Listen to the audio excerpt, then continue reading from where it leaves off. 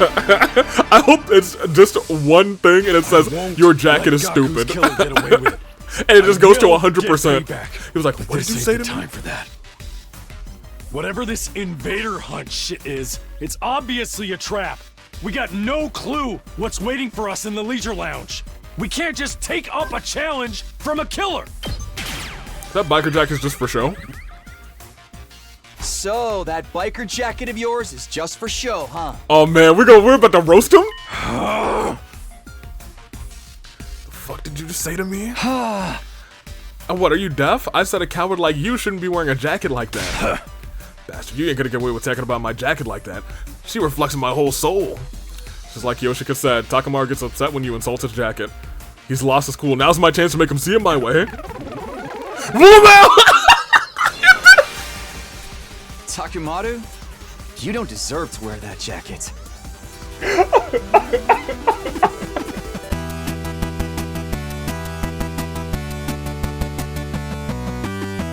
Good day, good people. It's only fine day in the year of the paradigm. I don't know where we're going to end up here.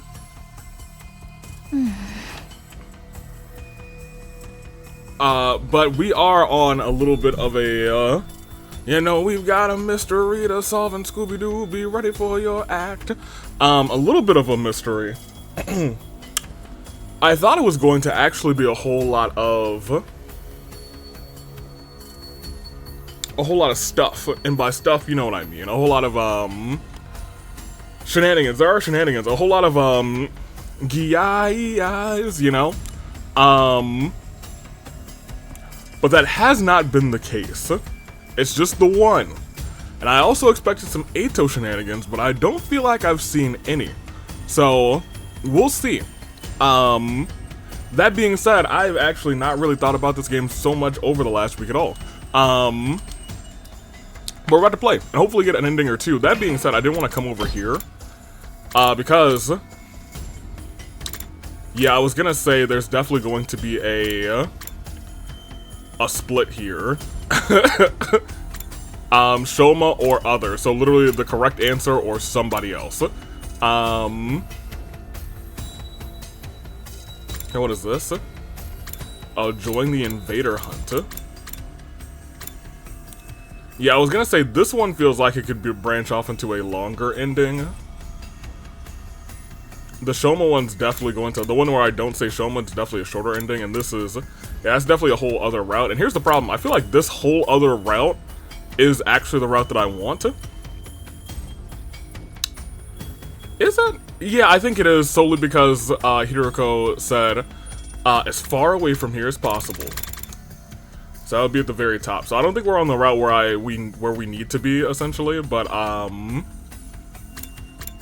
we'll get there. We might not get there this episode or next episode, because I feel like I'll probably knock this one down. And then for the sake of Drumi being dead for like half of this series so far, even though she's in every thumbnail, I feel like we gotta give her a killing game, you know what I mean? Regardless, let's continue on with where we were last time. People have perished. We don't know for sure if X has anything to do with Shoma's case yet. Yeah, Shoma just died. Of course they did. We'd all be in serious trouble if it wasn't X. Because that would mean there are two killers of X's caliber running around free. And here's the problem. And that's the other thing.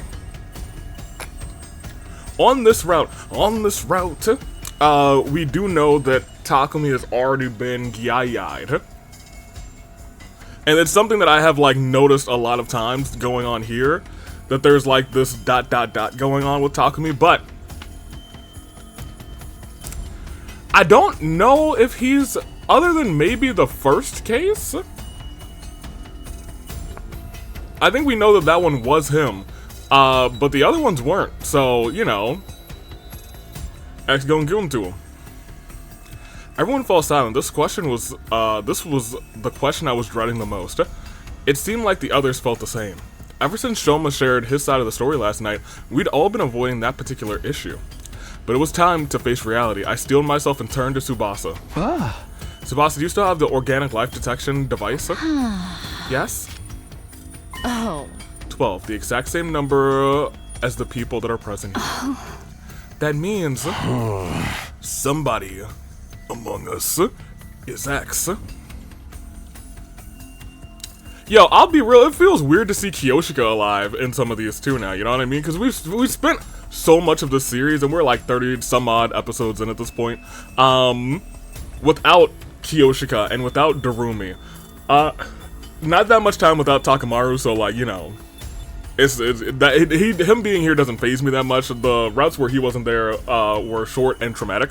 But those two we've been missing for so long.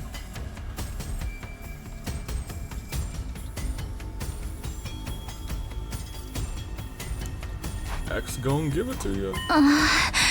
Well, it can't be.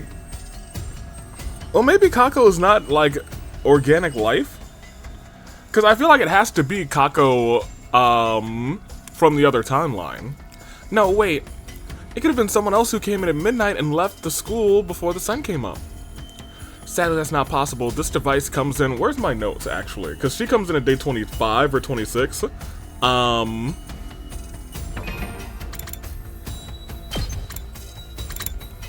And that is, and we've been blacking out a lot. We have to keep that in mind again. So we're probably going to black out again. So that's why I feel like we're getting close to the end of this route, actually. She came in on this day, essentially. And, oh. She came in on this day, and that is when, quote-unquote, Kako died. And X, that's why X wanted the both of them dead, I bet, because I'm pretty sure Ima would be able to recognize Kako better than anyone. So X definitely is Kako from the other timeline. What's the name of that timeline? Calamity. We'll call her Calamity Kako. Because I just don't want to keep saying Kako because it's not like the OG Kako from this route. Sadly, that's not possible. This device comes with a history log. At 4 a.m. last night, the number changed from 13 to 12 and stayed there. Aha, so Sir Shoma was murdered at 4 a.m. last night. Huh? Yeah. Miss Magadori, we are discussing something more important here. No, that could be important. The number reduced by 1 when Shoma lost his life, but after that, it neither went up nor down. Proving that nobody came to the school or left it, right? Yes. Thing is, we're all screwed if we don't do something. X threatened to kill us if, all rather, in that message that they're doing just that, right? And they're doing just that. The more we put this off, the more people will be dropping dead one by one. Well, I agree with the part about doing something at least. Hey, Takumi, you're the leader. Come up with something. Maybe. How about we make it compulsory to move around in groups of at least 3 during the day? Didn't someone mention that before 3 is a risky number? That was because your other 2 teammates could be working together. But the situation has changed. According to Shoma, X is just 1 person. That's right, so a group of 3 should be fine. I don't know how true that is, because I do believe Takumi is technically a Gyai. What about at night? Feels like that's the main thing. So far, all of them have been taken out at night. Then we should... Is this a decision? Ban travel at night or something? All sleep together? Intense. Oh, interesting. Whew, done and done. Are we all going to be sleeping here from now on? How bland and boring. Getting evacuation center vibes here. Would you prefer bland and boring or dead in a ditch? We use curtains to divide up rooms, areas into rooms rather, so everyone will have some semblance of privacy. I keep forgetting that this is like actual Ava. Because I'm standing here like, wow, she seems like a normal person now. Because she is right now. Is this really going to work? What if the serial killer strikes while we're all asleep? In fact, that's why we've avoided sleeping in one spot until right now, right? Yes, and that's why I'm thinking of having a sentry system. 3 people will be on watch at all times. We'll rotate 1 person out every hour. And if anything happens, just shout. That's reassuring. Now I can get a good night's rest. My skin will thank me. Looks like we're agreed then. That's a pretty decent plan, actually. This arrangement should stop X from causing further harm. We should be safe for a while. Now we just had to continue our investigation to expose X's identity before they tried anything else. There was just one other thing that was bothering me. Shoma was killed today, and I saw his body with my own eyes. Which meant...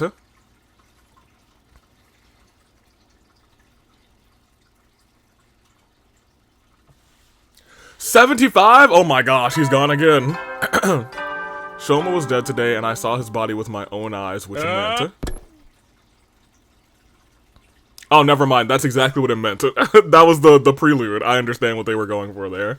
I saw him dead with my own eyes, and every time that happens, that means I get knocked out for another, like, 20 or so days. The first thought that crossed my mind was not again, with a sense of resignation. Looking up at an unfamiliar ceiling, it took me a few seconds to realize I was in the gym. I stood up from my makeshift bed and pulled open the curtain and stepped outside. Takumi, he awakens. I ain't one to sweat the small stuff, but you gave us a real scare this time. You were out for 23 whole days. Is that a new record? Oh, for the love of murder. I slowly turned to look at everyone and then said, everyone's safe. Thanks to your last words. My last words? For us to move in groups during the day and sleep together at night. Remember, those were your instructions you gave to us on day 51.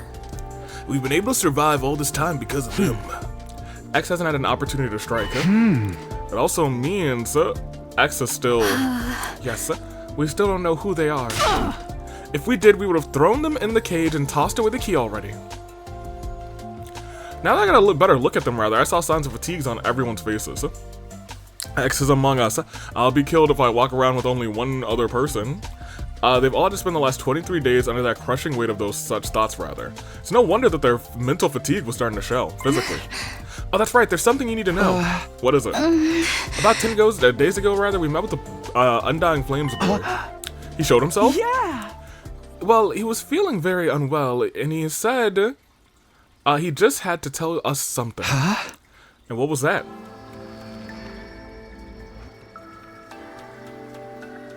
Oh yeah! I recently found out there's something called a distress signal transmitter somewhere in the school. It was put here in the event that all but one member of Team 1 dying. Okay, I gotta also keep in mind we're splitting into Team 1, Team 2.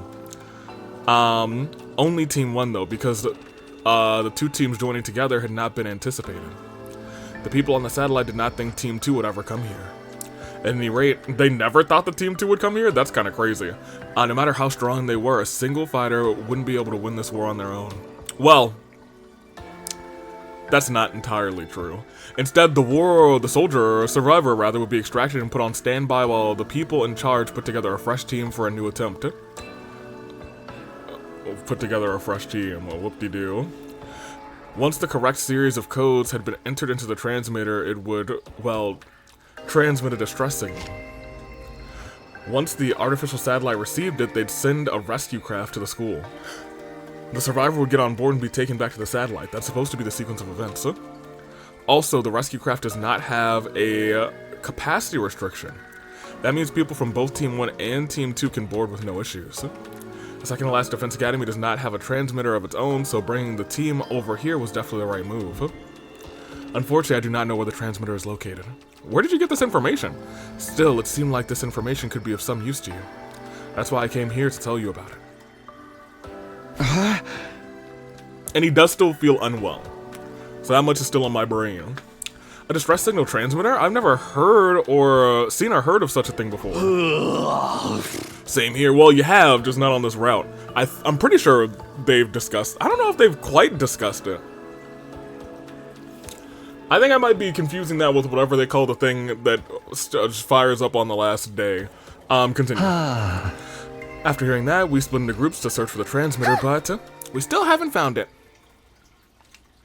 It doesn't matter. We'd have to put the transmitter on the back burner for now. Finding the identity of X was our top priority. X was most likely the one to kill Shoma.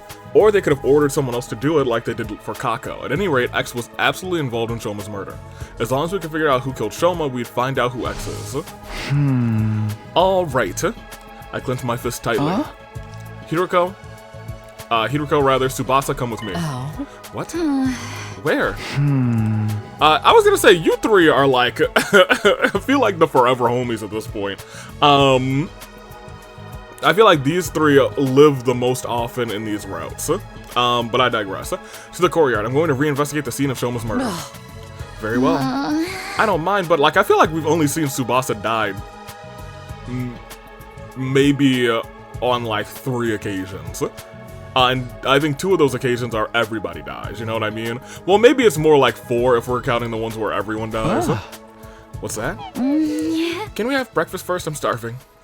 Lmao. And thus, Hiroko, Tsubasa, and I went to the courtyard together after having breakfast. There shouldn't be any more clues here, to be honest. Why did you ask us to come along? I can't go against my last words now, can I? The part about moving together in groups during the day? But why choose us? No reason in particular, I just felt like it. Felt like it. One of us could very well be X. Then it'll be a 2-on-1 fight. And what if X tried to destroy the evidence during this investigation? I'm not worried. They would have already done that while I was unconscious if it was that important. Yes, that is true. Then what are you investigating? One question before I answer that. Nobody had an alibi for 4 AM on day 51, right? When Shoma was killed? Yes, we were all sleeping in our rooms. Well, Ava was in one of Eito's rooms, or it was in Eito's room rather, but you know what I mean. What about the murder weapon? Any clues? So far we haven't found anything. In that case, the fastest way to identify X is to see who could have possibly killed Shoma under those circumstances, rather. The killer likely used a special method to kill Shoma while he was locked in the cage. It's also a bunch of water. And figuring out that method rather, is what could break this case wide open. Who could have done that was thus the best line of investigation to pursue. And how exactly are you going to do that? This place is so big, I have no idea where to even start. We need some sort of clue first. There is a clue. The water? Shoma's body was wet when we found it, remember? I think finding out why very well may be the key to solving this case. And the balloon. So there's those 2 things. Those 2 things. Continue. And those are the same 2 things that happened when Eito escaped, I think, like, one of the first times. Walked over to the courtyard fountain. There was a valve with a handle on the side, probably for adjusting the amount of water being spouted. I opened it completely and then a frightening amount of water gushed out all at once, making the fountain look like an erupting geyser or open dam. A giant column of water shot up into the sky and came down like a downpour of rain. I quickly turned the handle to close the valve. Soon the water slowed considerably and went back to its normal flow. Whew, that was close. What exactly were you trying to do? I'm glad I was standing over here. I'd be all wet by now if I'd been any closer. Next I checked the fountain drain. It was more like a tunnel than a drain. The water flowed deep into that tunnel. There was a large handle there as well. I turned the handle and a wall came up from the top of the tunnel, completely sealing the drain. Yeah, okay, fair enough. After checking it, I returned the handle to its original position. Hiroko's like, oh. Tsubasa's like, oh? I briefly saw Hiroko and Tsubasa staring at me in confusion as I proceeded to my next destination, the cage where Shoma had been held. We checked every last inch of that cage. There's no hidden tunnels underneath, and the bars are strong as can be. No scratches on locks either, no traces that anything had been tampered with. The hinges of the gate are also untouched. It sounds like they blew up a balloon. Used it to rise the cage up rather, and then swim underneath it to stab Shoma. But I felt like there would be more blood everywhere else, you know what I mean? As I was listening to them, my eyes wandered to the top of the cage. Officially, this cage is an animal pen. I think it was supposed to be modeled after a bird cage or something. See that ring suspended at the top there? Yes, what about it? I didn't answer, instead lowering my gaze to the bottom of the cage where something caught my eye. This cage isn't secured to the floor. Yeah, it's a bottomless cage placed on the top of a base. Yeah. But the cage is impossible to move manually. It literally weighs a ton. How do you know that? There was a blueprint of the courtyard on the war room's computer that had some information about it. I see, so it weighs 1 ton. Hey, that reminds me, it would have been difficult for a balloon to lift that much weight anyway, you know what I mean? How did you know this courtyard was originally created as a Did you know that this courtyard was originally created as a biotope for space development research? Biotope. I'll try to keep the explanation as brief as possible. It said that before world death, Earth was full of different kinds of terrain, like arid regions and rainforest. Each of these regions was inhabited by living things unique to that area, including plants, microorganisms, and vertebrae. For research purposes, this place had originally been created as a perfect replica of the ecosystems those creatures had been living in. That's why there are blasts of hot air to simulate a desert environment. It can also withstand atmospheric pressures that may many times Earth's range. But wouldn't that amount of pressure cause windows to break? Oh. What are you talking about?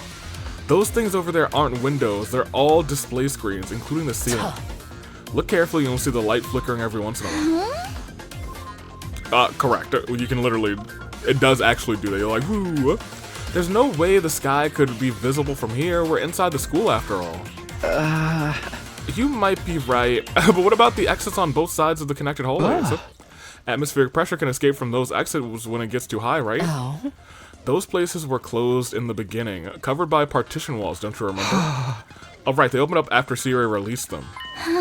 In other words, as long as the walls on those exits and drains are down, the courtyard is a completely sealed place. Well, how would you put the walls back up? If everyone just has access to put them back up, then, you know, maybe. A completely sealed place. Are you done here? Shall we return to the gym? Not yet, there's just one more thing. This balloon. A balloon? Oh. The one we found during our investigation. Why do you think it was so close to the cage? I have no idea. I can hardly imagine it's someone's personal belonging. The more likely possibility is that someone made it using the gift-o-matic. You know?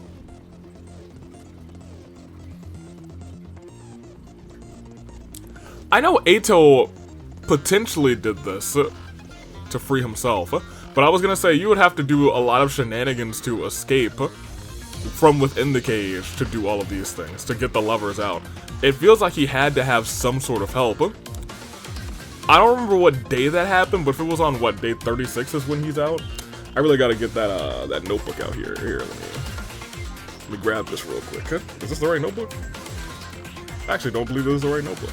Anywho. Yes, this is not the right notebook. Regardless, I think he was day 36 or something? Something like that? Regardless, whenever he was, doing his shenanigans, I guess it's also possible that he could have freed himself. You know what I mean? He could have, freed himself. And I don't know what he would have done then. Maybe he's actually just going around timelines. I'm trying to think, like, is Ato going missing on the same day in many timelines? Because it could just be Ato going to free himself on, like, every timeline to cause the group a whole bunch of issues. I didn't think about that. That would be fascinating. Because sometimes I'm like, yo, how did he escape? I understand he used this balloon in the water somehow, but then I'm like, he would have had to have some help. And in general, nobody's willing to help Ato, you know what I mean? We'll definitely be able to find a clue if we go there. Where's there? Made our way to the rec room. Investigating the gift-o-matic resulted in a few discoveries. Oh. So in summary, the official name of this is the Sturdy Rubber Balloon. It was made using a very durable material, so it wouldn't pop. The description on the box mentions it doesn't break easily. The balloon has a capacity of 10 liters. It should be quite big when blown up. According to the history logs, it's been crafted a total of 100 times. I was gonna say, how do you use one balloon? But if you have 100 of them, that might be enough to lift a ton in water. Because then it's a matter of not using the air in the balloons, but using water weight. Who needs that many balloons and for what? Unfortunately, we won't be able to find out who crafted them. The data, and only that data has been erased. After reviewing our findings, I put the balloon back in my pocket. Tsubasa, is there a tire pump in the parking lot? Yeah, an electric air compressor. Is it portable? Of course it is. It has caster wheels attached to it. Anybody can move it anywhere. Why do you ask? Yeah, I think Hiruko is starting to realize. Sorry, let me gather my thoughts first. I'll explain it all to everyone to have a clearer picture of how the events unfolded. A clearer picture. Okay, so here's the problem. Before, I think I was able to realize pretty early, Shoma did it? At this point, I think I've clocked the how in this, but I don't know at all who did it this time. And when will that happen? Probably by 7 p.m. tonight. Oh no. Returned to the gym together when I immediately started to sort out my thoughts. The day flew by as I did, and soon it was night. By the time I'd asked everyone to meet me, had arrived. Oh man. It was 7 p.m. when I quietly said to everyone, hey guys, can we all move to the courtyard? I have something important to discuss. Yeah, I was gonna say, please tell me that we're gonna discuss just how it happened and not who did it.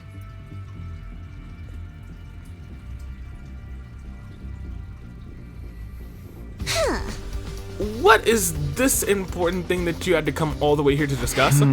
Well, you see, I turned my gaze upward, then slowly lowered my head. I figured out who killed Shoma. No, no! Talk to me, I don't know. Okay.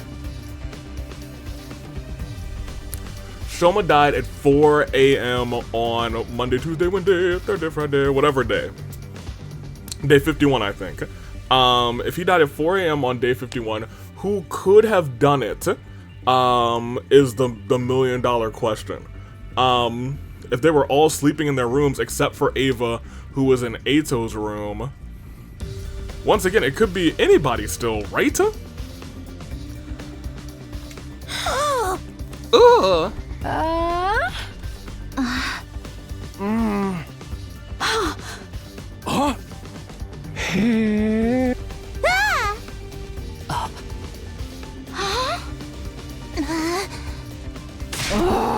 Who did it?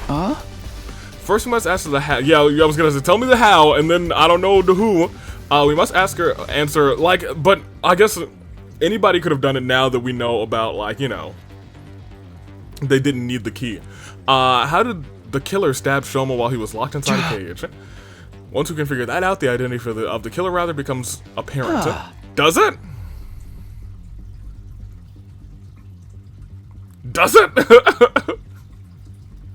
Because only that person could have done all of those things under those circumstances.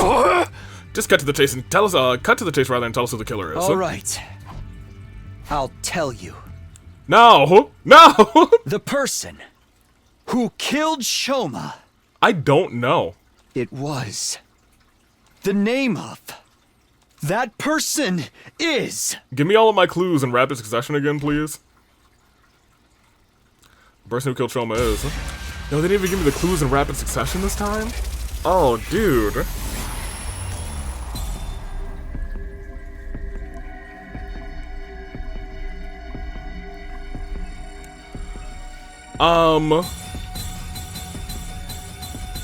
Who could have killed him? It was 4 a.m. in the courtyard.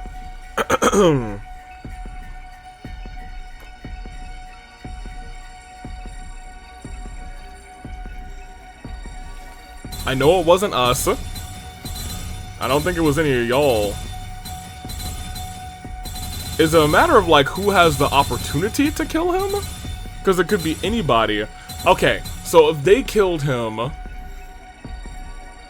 they brought the thing in to here. They brought the thing into here. The air canister, right?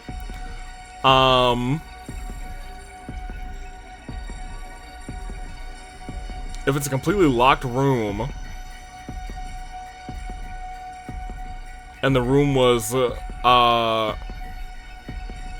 probably at least mostly filled with water. Is it Ava? Oh, it is Ava, isn't it? Why is it Ava? So in my brain, I'm like, I'm pretty sure they mentioned her mask can do like some sort of, can keep your, only one person can wear that mask. And that's why they told me all of that information before. So I think it is actually Ava. I'm trying to think about why, unless X also said, do it again. I think it does have to be Ava based on, because I don't think we have any other item in this game at the moment that has linked to anybody else. And hers is like a specific mask that I think Tsubasa said can like keep the person with oxygen for X amount of minutes. So I think it does have to be Ava, which is kind of sad because like those two, Shoma was very protective of Ava in so many other routes, and this route, she has murdered him. Ava. I do, oh, this sucks, dude. I do think it, I mean, I could be dead wrong, in which case, whoops-a-daisy.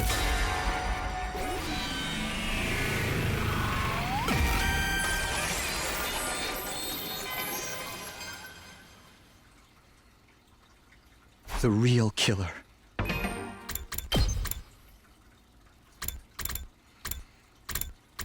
Great, okay, I'm right, baby. The quickest way to figure it out if you've selected right is by going here and seeing, alright, that one says other and that one says Ava, so we clocked in. Dude, I was very unsure. I had to like really like think there for a second. I completely forgotten about the mask, and when I thought about it, I was like, oh, it could have been her mask. But I kind of wish it wasn't her. You, Ava. What are you saying, Takumi? I came to the school on day 21. I couldn't have written the first threatening note or killed Gaku. That means I couldn't have been X. No, you're not X. Indeed. What? I didn't say you were X. What I said was you're the person who killed Shoma.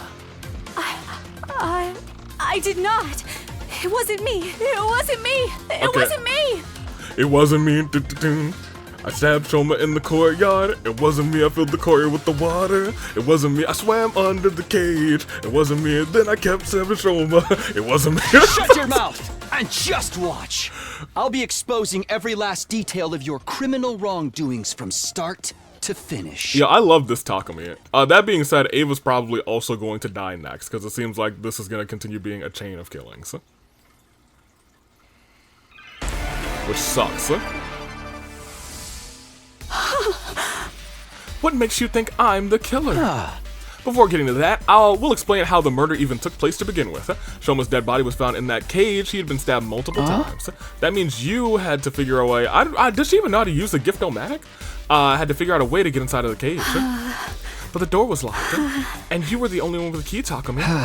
Yes, I did have the key. So you couldn't have used it. You used another way to get inside. Another way. The key lies in the design of that cage. The design?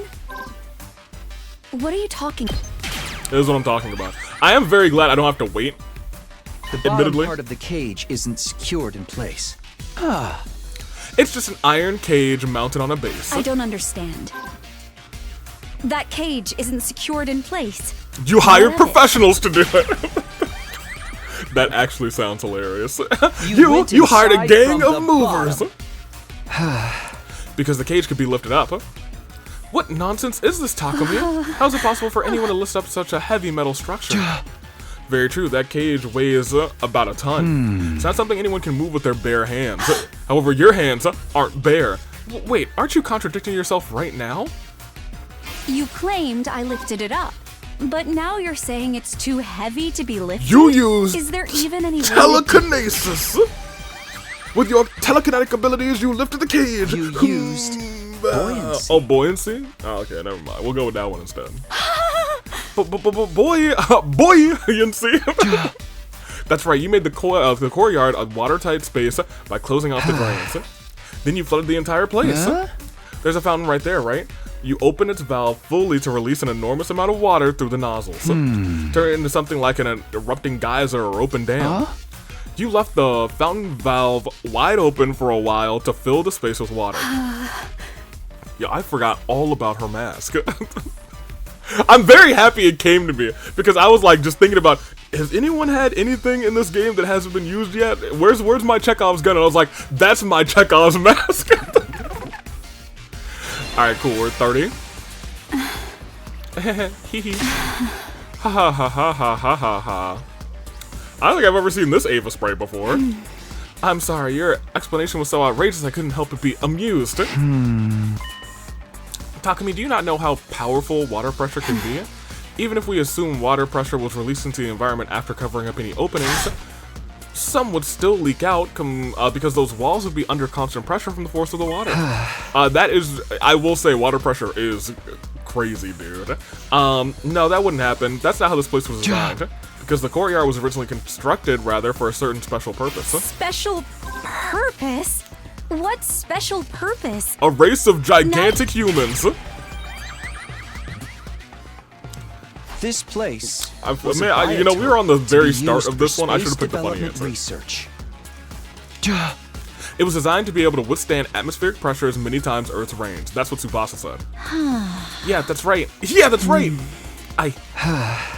And that's why it's possible for water pressure to cause any leaks. After a while, the place became filled with water. Considering the flow of the fountain, it probably took about 3 hours for the raw water to rise to the top of the caves. 3 hours until 7? Oh, unless you didn't start at 4. He was just murdered at 4. So let's go to 4. Coming back from that time brings us to 1 a.m. for the approximate time the water started accumulating. Even if you're right, the cage is made of iron. It literally weighs a ton. You said so yourself. It wouldn't shift around simply from being submerged in water. Oh, yeah? Buoyancy doesn't work that way. You know about buoyancy? How could anyone have lifted up a heavy iron structure? Well, let me tell you about these sturdy rubber balloons. Hey, put your drool back in your mouth. By using sturdy rubber balloons. Tell them, Takumi. Rubber balloons. Ones that can be filled with air up to a capacity of about 10 liters, which is actually a lot. You filled 100 of these balloons and put them into the cage. To be more precise, you put the deflated balloons into the cage first before inflating them. Archimedes' principle states, oh my gosh, Archimedes' principle states that upward buoyancy force is equal to 1 to the weight of the displaced water. Oh my gosh, he's doing his math? Hey, this isn't Takumi. He definitely has some sort of creature in his brain. Ain't no way my boy Takumi is doing this. Archimedes' principle states 100 balloons holding 10 liters of water equals 100 kilograms. In other words, the effective weight would be 1 ton of upwards force. That is correct.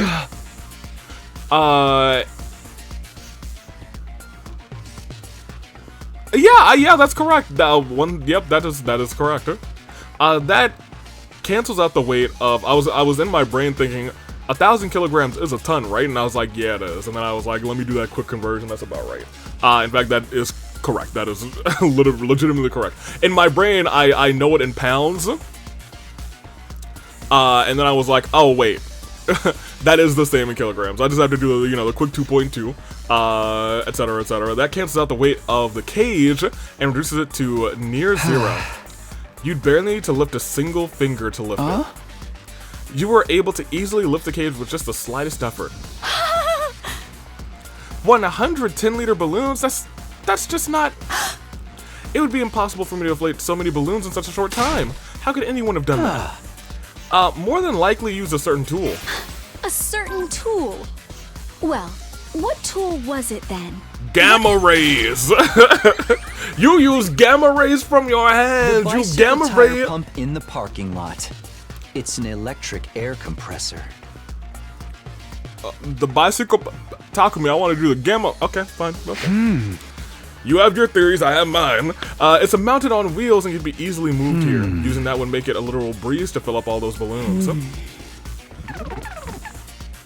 Did anyone check if that thing was, like, still functioning? I see. That method does make it possible for the cage rather to be lifted up while submerged in water.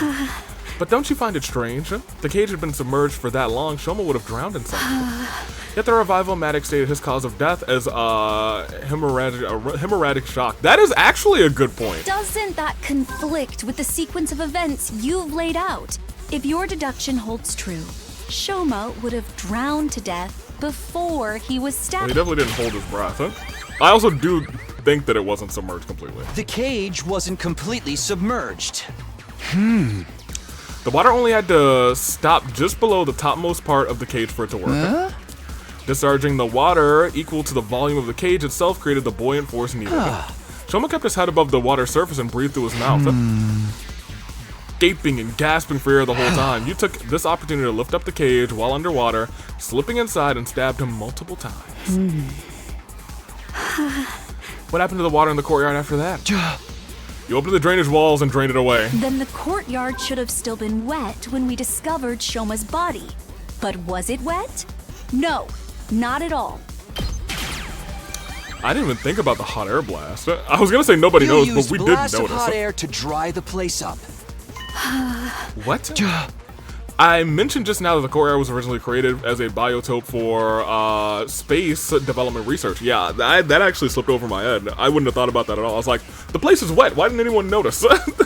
But I guess it wasn't that wet. It was still wet, though. Because of that, it was perfectly capable of reproducing a desert environment, which means it had the ability to blast hot winds around the area. After draining the water away, you activated that setting to dry the courtyard. Due to the lack of time, however, the water didn't completely dry up. When we first discovered Shoma's body, it was actually still somewhat damp. It was dry enough, though, plus we were all distracted by Shoma's dead body. That's why we failed to notice the remaining wetness in the area. The only thing we did notice was Shoma's body was damp. Fine, I understand. This is utter foolishness. Let me summarize what you're trying to say. I went underwater, lifted the cage, and stabbed Shoma multiple times while he was gasping for air at the surface. Then I dove underwater again and returned the valve to open the drainage walls. Look, Takumi, I am neither a diver nor a mermaid, even if I was an expert at holding my breath. A regular person would struggle to do even... Here's your mask. You did it. No. It's absolutely possible. That's the one piece of evidence that I had. I was like, I must have been your mask, girl. I guess so. You used your mask, Ava. Tsubasa told me about it. There's a miniature air tank inside your mask. It allows you to use it as a sealed gas mask. You can breathe for up to 30 minutes using it like that. Yeah, I did. I never thought it would work underwater, though.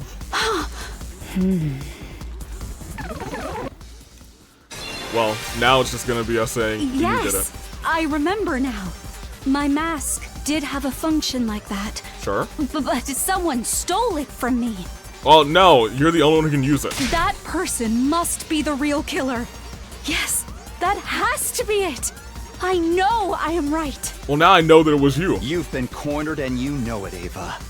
Just admit that you're the one behind You've been this. cornered and you know it. Your mask was unique. It's custom made to fit a specific shape.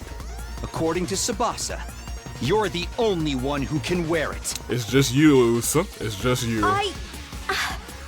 You were right, Ava. This isn't a crime that a regular person could have committed. It's only a crime that you could have committed. Only a diver, mermaid, or someone with that particular mask could have done it. Well, you know, Tsubasa's a pretty good diver. Ergo, we learned that on another the route. person who could wear that particular mask is the culprit. And only one person in this world can put on that mask. That person is standing right in front of me. It's none other than you, Ava! You're the only one who could have killed Shoma! You're the only one who could have killed Shoma! Yeah! No! No! No! Yes! Yes! Yes! No! You've been sussed out, girly. Okay, it stood there at 100% for a little bit. Whoop! Whop! Bam! Shabam! Deduction solved. I kind of like these deduction versions of this. Persuasion complete. I persuaded you to admitting that you did it.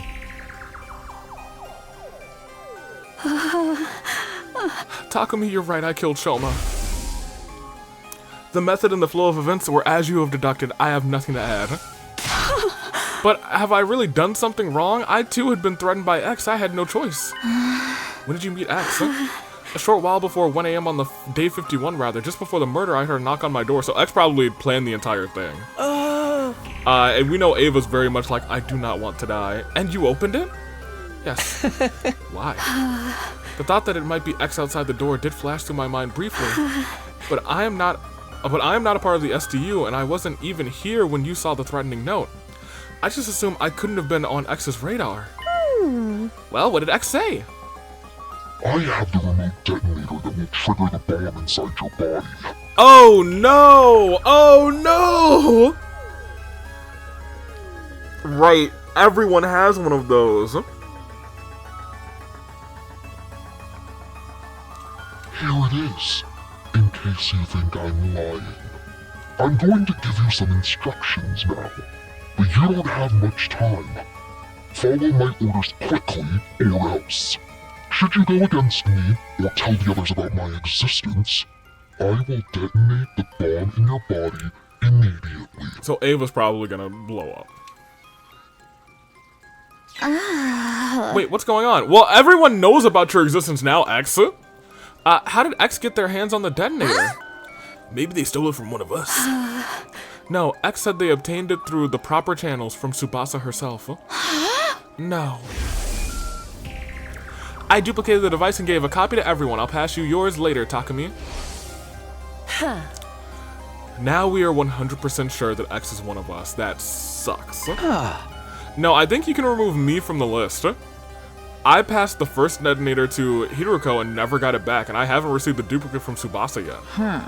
That is fair. Sir Takumi shall be taken off of the list of suspects. That's kind of crazy. Wow. So he is not X. Well, we knew that, but he might be in leagues with X a little bit. Everyone else scrutinizing each other with great suspicion, not daring to even move their bodies, only their eyes. Hey, Ava, just one thing. Yes? X said they'd blow you up if you told others about him, right? Yes. And that's what you're doing right now. You feeling okay? Why hasn't X blown you up yet? Indeed.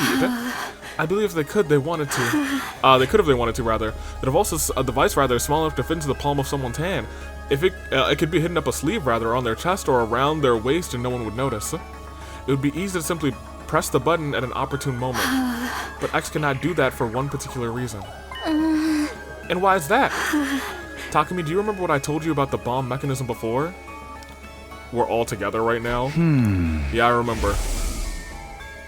Anyone standing within 25-yard radius at that time will be blown to smithereens. 25? That makes the blast diameter the length of an Olympic-sized swimming pool. Basically the length of this entire courtyard. And that's why X isn't pressing the button. Because they'll be caught in the blast as well. It's not like they can simply run away. Taking such action is as good as admitting you are X. And that's why X got their hands tied, eh? Dude, don't you ... at this again! Takumi, you can't keep doing this. This is the perfect opportunity. For what? For us to get more information about X from Ava. Since they can't blow her up, we can ask anything we want. Great idea. Ava, do you know anything else about X, rather? Their height, their body shape? They were dressed in the same outfit Shoma previously described and using a voice changer as well. So it's not possible to discern who they are by their looks and voice, but... But? Ava looked down. A short, hesitant silence later, she spoke up again. Actually, I figured out who X is. Oh? Oh?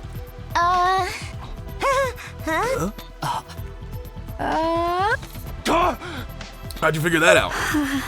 By their mannerisms. Their mannerisms?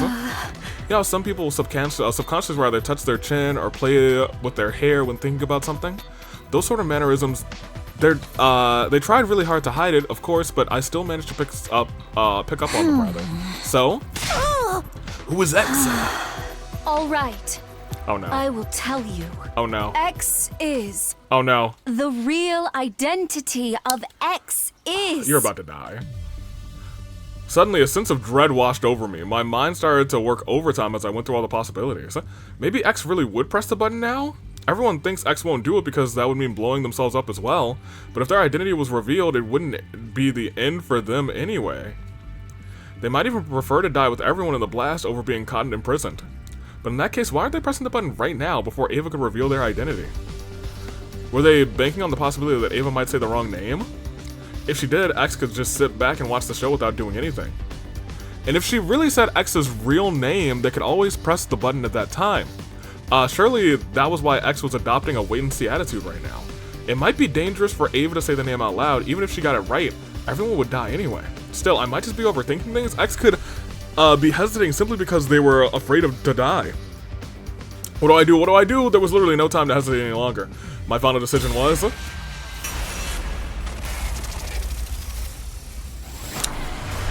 Okay, just because I think this is going to be a very short, a very short ending.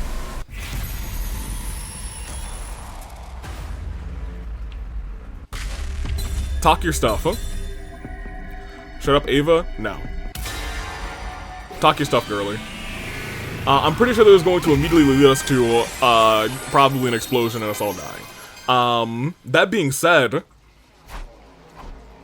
I decided to let Ava finish her sentence without interruption. However, she stayed silent after that and refused to say another word. What is the matter, Lady Ava? X got your tongue? Or do you not actually know who X is? What? Then why did you pretend like you knew? At Emma's question, Ava suddenly... She smirked and let out a chuckle, looking as if she was mocking us. When I saw her expression, the truth dawned on me.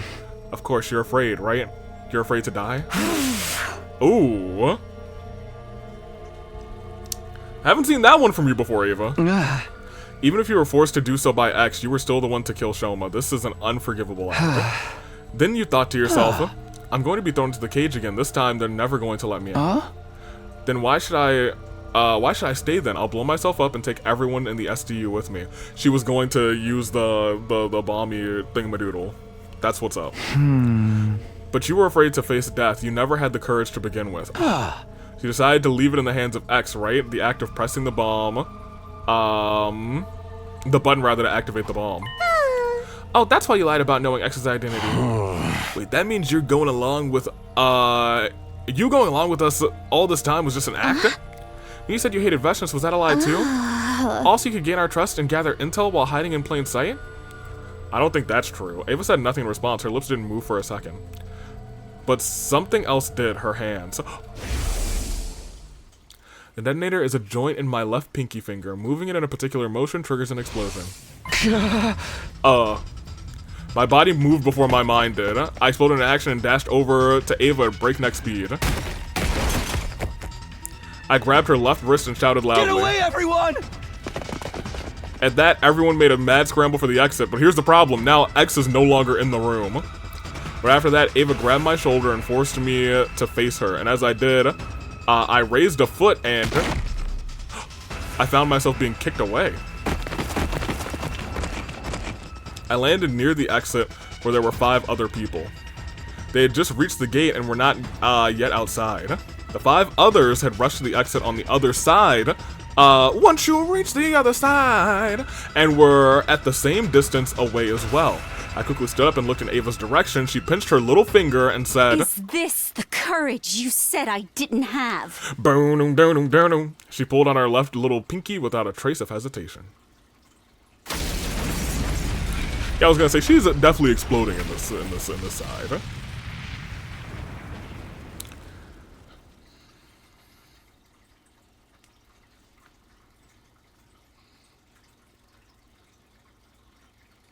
Day 80. 5 more days after that, huh?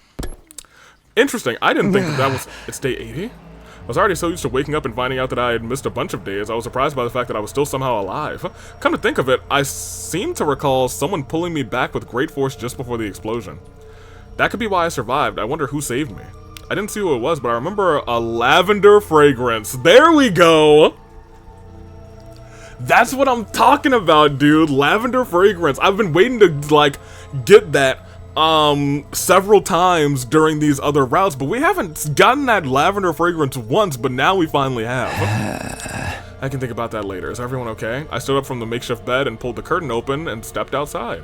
And then... What do you mean Tsubasa and Moko were gone? That's not good. Exactly what I meant. They're both missing when they were both missing when I woke up. You were the last 3 on watch last night, right? Yes, but halfway through my shift, I felt a pain on my neck like something had pricked me. Uh-oh. Someone must have jabbed me with that stolen anesthetic because I blacked out immediately. And when you woke up, they were both gone. That's what I've been trying to say. It was at this point that everyone finally noticed I was awake. So Takumi, I see, decided to rejoin us in the land of the living. 5 days no see. Pretty fast, all things considered. Yeah. Hey, shouldn't we be looking for Tsubasa and Moko? Yes, the 9 of us here will split up into different groups of 3. After some discussion, we decided on the following groups. Me and Nozomi Darumi. Interesting. Takamaru Kurara Kiyoshika. Hiruko Yugamu Ima. Let's go find them. And thus we embarked on the search for Tsubasa and Moko. We visited every place in the school to see if we could find any traces of them. However, they're nowhere to be found. It's been an hour since we started looking. Then suddenly we heard a strained voice coming from the schoolyard. Bad news! Teams Takumi and Takimaru, can you hear me? If so, come to the parking lot right now, not the parking lot. We gave each other's knowing glances before rushing towards the stairwell as well. Well, Tsubasa's gone now. I may have jinxed her. Takamaru's team was already in the parking lot by the time... Well, the parking lot is interesting. By the time we arrived, there were a few trees near the parking lot. Hiroko and Takamaru's teams were staring agape at something near the top of them. Dread staring at the pool... Dread started a pool in the pit of my stomach. I slowly turned to cautiously look in the direction of their stares. What I saw was... Oh, the both of them are hung upside down. No! Dang, poor Tsubasa. And Moko. Moko has had a rougher shot as well. Tsubasa hasn't. This is the first time in a hot minute. I think we're somehow on the right route, the correct route for this route again. I was certain. I was positive that we were about to have a bunch of, like, just shenanigans we were all about to blow up. It was clear that they were both dead. Blood drained from my face and I felt sick to the bone. Now 5 of my friends are dead, and I didn't know how my heart wasn't breaking apart. Oh, it's our chapter 3 where we get two deaths, huh? Somehow I held myself together Help me inside. lower them to the ground and move them to the infirmary. Oh man, we're gonna be knocked out for another, like, 10 days after this. We might be knocked out till day 100. Too late. Subject, Tsubasa Kawana. Cause of death, hemorrhagic shock. Estimated time of death, day 80, between 5 and 8 a.m. Multiple stab wounds to the chest and abdomen, murder weapon, likely a sharp blade about 9 inches long. Too much time had passed since death, insufficient cryptoglobin present in the body, impossible to revive. Subject, Moko Mojiro. Cause of death, same. Time of death, same. Lacerated, carotid artery. Don't know where that is. And even the prefixes and language in the name of artery don't help me out. Makes me think, well, I was gonna say, Karo makes me think something close to the heart, but honestly, it could be anything. Once again, sharp blade of unknown length. Too much time has passed since death, insufficient cryptoglobin in the body, impossible to revive. After everyone had had a chance to view the monitor, the mood in the room turned utterly gloomy. We silently moved their bodies to the morgue. Oh yeah, we need to see if, like, more people had their backs caved out. Hey, do you mind if I mention something? Huh? Go on. It's something I noticed about Tsubasa's back. Tsubasa's back? She's got her heart stolen like the others? Wait, how did you know about the hearts being stolen? Oh. I decided it was not worth hiding and told them about it. Right. But I don't think the cases are related. Neither of them had their backs cut open. So hers is already opened. Then what is it you wanted to tell us about Tsubasa's back? I noticed it when the hem of her blouse was hitched up while we were moving the bodies just now. Durumi walked over Tsubasa's body and removed the sheet that was covering it. She turned over the body and pulled the blouse back so that we could all see the strange thing on her back. A number 2? Well, that's actually fascinating. Think so. Could be a Z or an N as well. I don't know. I mean, it very much looks like a 2. Like, once again, yeah, I guess I could see it if you flipped it around sideways and then flipped that upside down. It could be a Z or an N, but I'm pretty sure it's a 2. Huh? The mark is small enough to be completely covered by a hand. Do you think? This is the first time we've seen something like this. I was gonna say, do you think we're not the only people who are timeline hopping at this day? Do you think there is a world where, I don't know, maybe Hiroko is starting to mark people off, saying like, number 2 has to die here so we can get this done and that done, and then we can win the game. You know what I mean? Huh. And I'm talking to this time traveling Hiroko. This is, I don't want to call her romance route Hiroko, but that's the route that she's on, you know what I mean? Not located in the center, but more towards the left side of the spine. Huh? This is indeed curious. The purplish color makes it look even more like a bruise. Oh! But what could this number mean? No one had an answer to that. We checked Moko's back as well, but there were no markings at all, let alone one that looked like a murder. Number, not a murder. Murder by numbers. After that, we turned them both back around and closed our eyes, put our hands together and to pay our respects. Oh, Moko. Yo, I keep forgetting that they were like real homies, legit. Nozomi clung onto Moko's body and wept bitterly. Her anguish chokes and sobs reverberated through the hushed morgue. 2. You know, even though I feel like I know pretty much what this route is doing, it is popping some surprises out of me that I need to like kind of think about, because I didn't think the bruise, which was actually some sort of marking, does make me believe maybe there are other people moving around other than the 2 of us and Eito, you know what I mean? Or if there is a world where we do have a one of the geese also moving around, is there a world where like they're dropping off dead bodies in other timelines? I don't know. Night soon fell, and when bedtime approached, Kurara suddenly brought something up.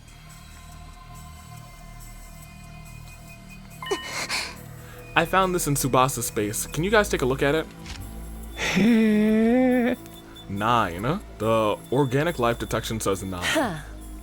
9, the same number of people here. Ain't about time you just showed your hand, X. You're one of us, ain't you? No criminal in their right mind would, in their wrong mind rather, would happily come forward to identify themselves when asked. How about this, X? Fess up and we promise to not throw your sick little ass in jail. Well, I think you're going to kill X, not for nothing. So come on, help us out here. Are we only talking to X right now? Say what? X instructed someone to kill Kako and Shomo. What if it was the same this time? Huh? Hey, don't go and put weird ideas into my head. You're basically saying there are 2 killers among us. Yeah, I mean, that's happened the last 2 times, so it wouldn't be surprising if it happened a 3rd time right now. But to take them both out is crazy. Whatever the case, we should probably be sleeping together. I agree. X should still have some of that anesthesia left. Another option is to increase the number of people on watch, but it's probably safer for everyone to just sleep in their own rooms. What do you think, Takumi? I folded my arms across my chest and thought long and hard about it before saying, yeah, going back to our rooms may be the better option at this point. On the condition rather that no one opens their door until morning announcement. Are we clear on that? Not a single soul. Day 81.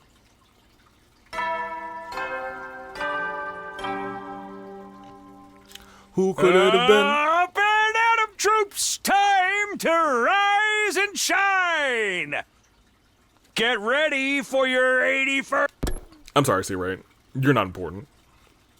I didn't black out despite just having gone through so many stressful events yesterday. I didn't know why. It wasn't like I'd been cured of the fainting disease. During the day, we split up into groups and to investigate rather the deaths of Tsubasa and Moko, but we didn't find a single clue. Soon the sun started setting. I was gonna say, what are we gonna wake up at day like 90? Darkness took over. At ease, soldiers. You never know when the invaders might attack, so rest up while you still. Well then, good night. I'm surprised, actually. I really thought that this route was not going to be the continuation. I figured this was going to be like, oh, we all about to die route. You know what I mean? It happened right after the night bedtime announcement had played. Oh, I was going to say, I don't think there's really much fighting at all on this route. We've got no battles. The sound of a doorbell sent a chill up my spine. Was it X? Were they here to get me? Well, don't answer it. Those thoughts raced through my mind as I was gingerly made my way over to the door, where I was greeted by a familiar voice from the other side. Once you reach the other side. I know what you're thinking, Takumi. Maybe Hiruko is X, so right? But you would be wrong. I am not X. Yeah, you say that, but, well, admittedly, I feel like Hiruko is the only one that I can actually trust. Well, you know what? Maybe there's a world where I guess is there a world where this is not the route that, because I even said that to myself before. I expect Calamity Kako to be on like the route that's up here. And we've already had a split already. So if I do expect Calamity Kako to be on this route, then she would have had to enter on like day, what, 26 here-ish on this route. Because at this point we've already had the invader hunt, unless it was day 25. But this is still like in the middle of the day, so it would have to be on like day 24. Anywho, regardless, you know what I'm saying? We know what I'm talking about. So it couldn't have been her, so maybe, is there a world where X really is Hiruko? But it's like Lavender Hiruko who's trying to set things up in a specific way where, I'm sorry, what are the three things here? Oh. I could have said Takumi?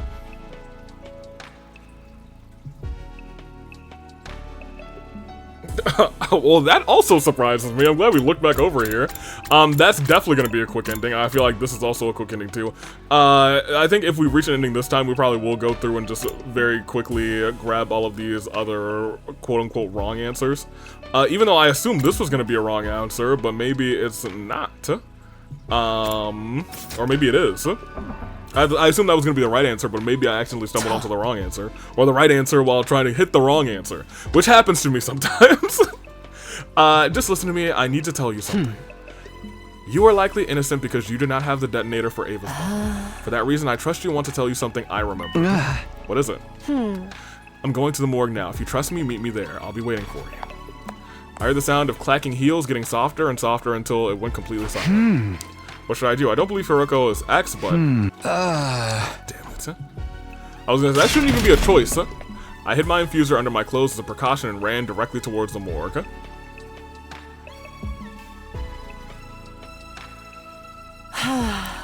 I've never met an idiot as stupendously naive as you. Did you even consider what would have happened to you if I really had been X?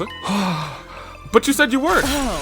Only a gullible idiot would believe a potential suspect is not a bloodthirsty killer simply because they said so. Well, Takumi, at least say, well, I got my infuser. I gritted my teeth in frustration, then said, anyway, what was this thing you remembered?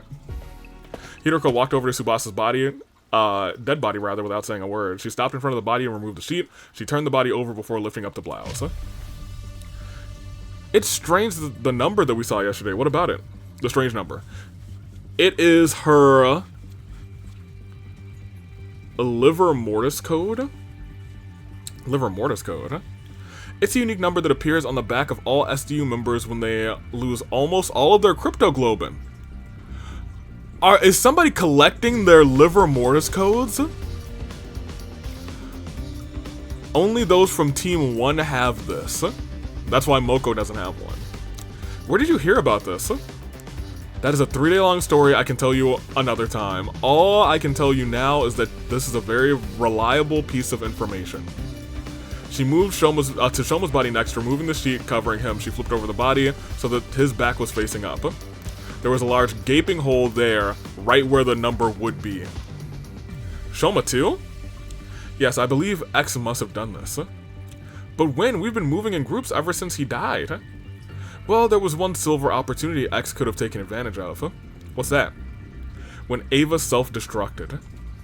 Everyone got caught in the blast and were knocked out. It was the next morning, when we regained consciousness, X must have woken up sooner than the rest of us did. Hideko showed me Eito and Gakko's back cavities, next finally turned over Kako's body as well. Now we have 4 cases on our hands. Every wound is the same shape. X used the same method to remove their hearts from their bodies. Sure seems that way. What do you see when you look at this wound? Well, the outline is rather clearly defined, like they were cut open with a scalpel or something. Oh, I get it now. It's in the exact location, then it has to be it. That part of their backs, with the liver mortis coat has been cut out. Well done. Is it the same for Moko? No, she doesn't have one. Yeah, it only shows up on Team 1. Moko's from Team 2. Naturally, her back rather is code-free. After saying that, Hideko returned the bodies to their original positions.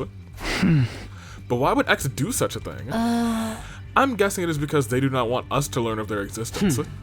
If the bodies were left in their original state, somebody was bound to notice the code sooner or later.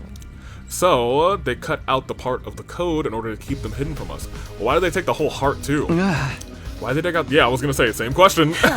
Most likely a red herring. Think about it. Oh, maybe. What would be the first thing to come to mind if you saw that multiple bodies had a certain part of their backs cut away? I would think there had to be something. I would think there had to be something on their bodies as well.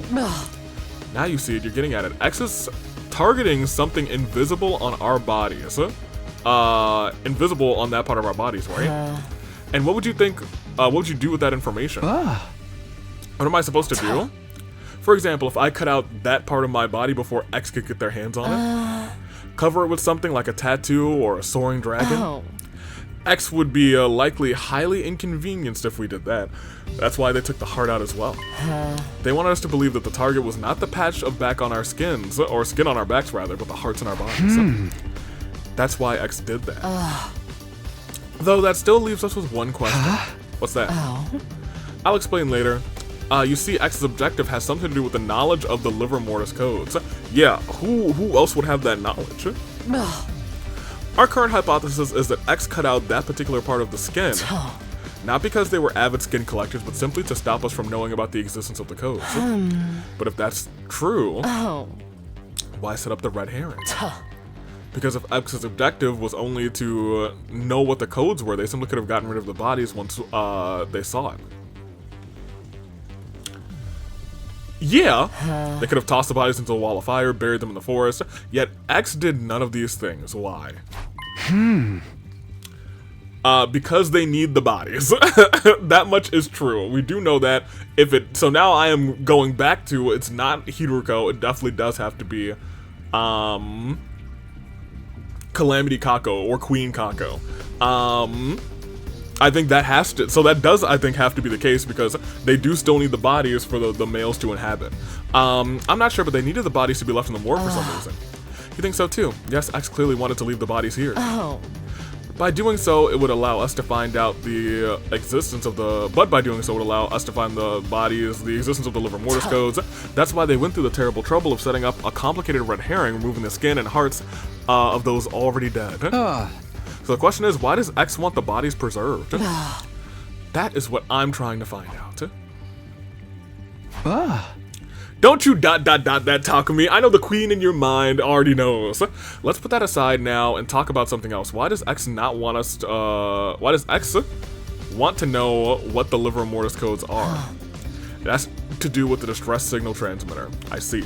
The transmitter that the boy with the undying flame told us about? I recently found out there's something called a distress signal transmitter somewhere in the school. It was put here in the event that all but one member of the of Team 1 dying. Once the correct series of codes has been entered into, what's the series supposed to be? You know what I mean? Into the transmitter, it would transmit a distress signal. Oh, I know. So they want to get to the artificial satellite. So I guess they want to essentially, the guys want to take over humanity. And that would just give them an army to fully take over this world as well. The correct series of codes he mentioned, he must be referring to the Liver Mortis codes. Yes, there are 10 people on Team 1. Entering 9 of our codes will summon the craft. Yeah, I feel like that's not a good, like, system, though. You know? Because knowing the Liver Mortis codes of 9 people indicates that 9 people have entered total death. Total death means a complete cessation of life. In this state, a person is impossible to revive. Okay, but how do you come across all of this information? Same way I came across the previous information, rather, by remembering them. Oh, the 3-day-long story you were talking about. Oh yeah, man, you don't know anything about that on this route, do you? On the other route, it's so nice.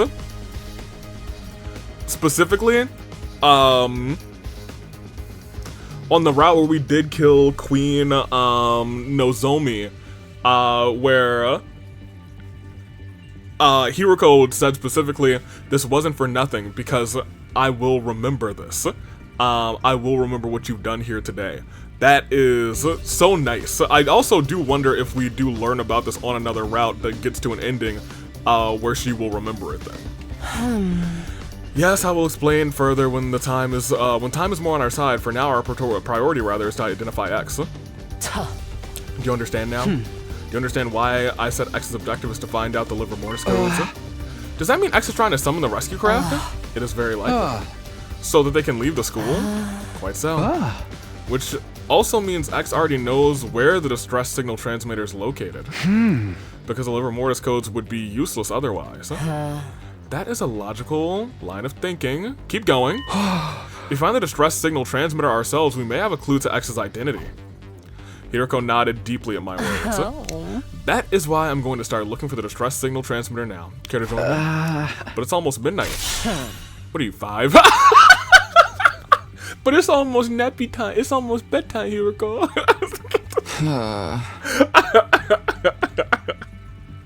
Alright. That's so funny. Oh, man. Day 82. Hiroko and I ran around the school all night in search of the distress signal transmitter. We found nothing in the end. And in the end, it doesn't even matter. It's almost 6. If we're not in our rooms by the morning announcement, the others may suspect us of being X. Yes, we should call it a day for now, and just as Hiroko was about to finish her sentence, are you going to tell me we're actually about to have a fight? Kurara? Shh, hide yourself. What in the world? You made the rule that we should never go anywhere alone, remember? So why is Kurara wandering around by herself then? Oh, now that you mention it. We peered out from around the corner of the hallway to see where Kurara was going. She quickly vanished in the direction of the staircase. The sound of footsteps on the floor above us slowly became softer and softer until we heard the roof door closing. Then there was silence. Kurara went upstairs. I mean, we're on the ground floor. But she came from the staircase. Why would she come down the stairs just to go up again? Maybe she didn't come downstairs. Doesn't come down the stairs, rather. Are you saying... We started investigating around the staircase, groping the walls and surfaces to see if we could find anything. And then...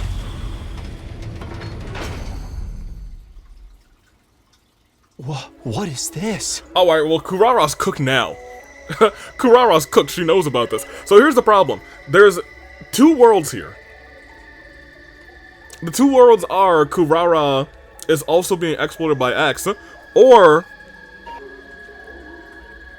Dang, I wish I wrote this down. Kurara's also either being the next one to be exploited by X. Do we remember, y'all? Oh, I really wish I knew the day. I wish I had written down the day, dude. The day that...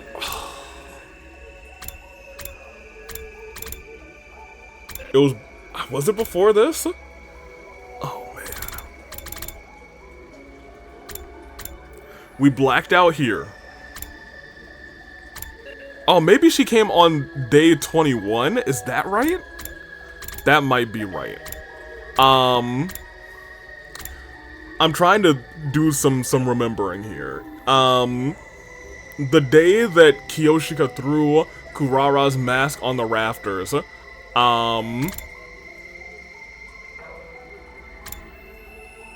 she had gotten it back the next day, and I think Takumi kind of just assumed, he said, oh, I guess she got it back.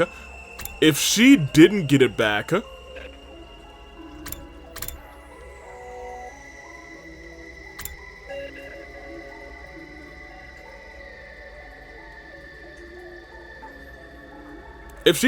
there is a world where Kurara... I'm trying to think about... I don't know if this lines up, but it could.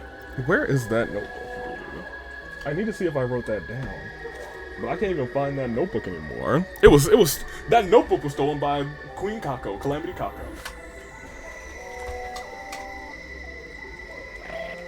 Okay, I have another one of these notebooks somewhere. And in that one is where I wrote down the dates. I wanted to see if I wrote down... I know it's not this one, unfortunately.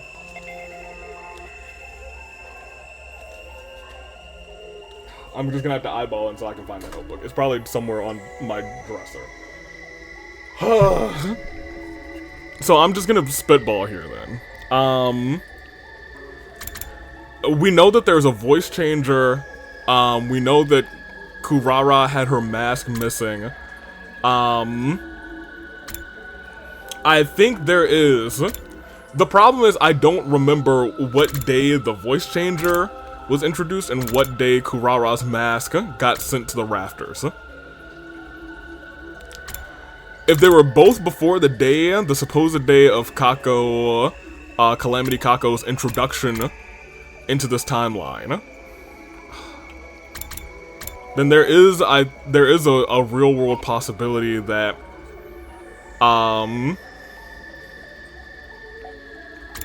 that I feel like Ima would have noticed though, or maybe he wouldn't have. I feel like he would have noticed. He's so obsessed with his sister dear. But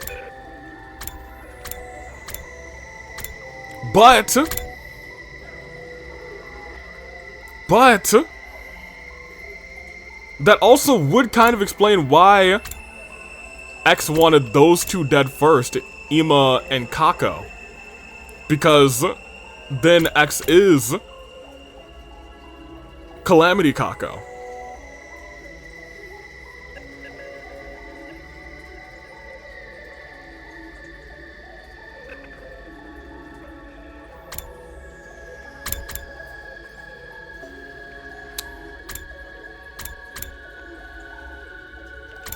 This is who stabbed Shoma. Where's who killed Kako? Yo, where is who killed Kako? Am I losing my mind? Where's who killed Kako? Because this is who stabbed Shoma, right? No, this is who killed Kako and stabbed Shoma. Never mind. I'm no longer tripping. This is day 50, dude. This timeline is just all over the place.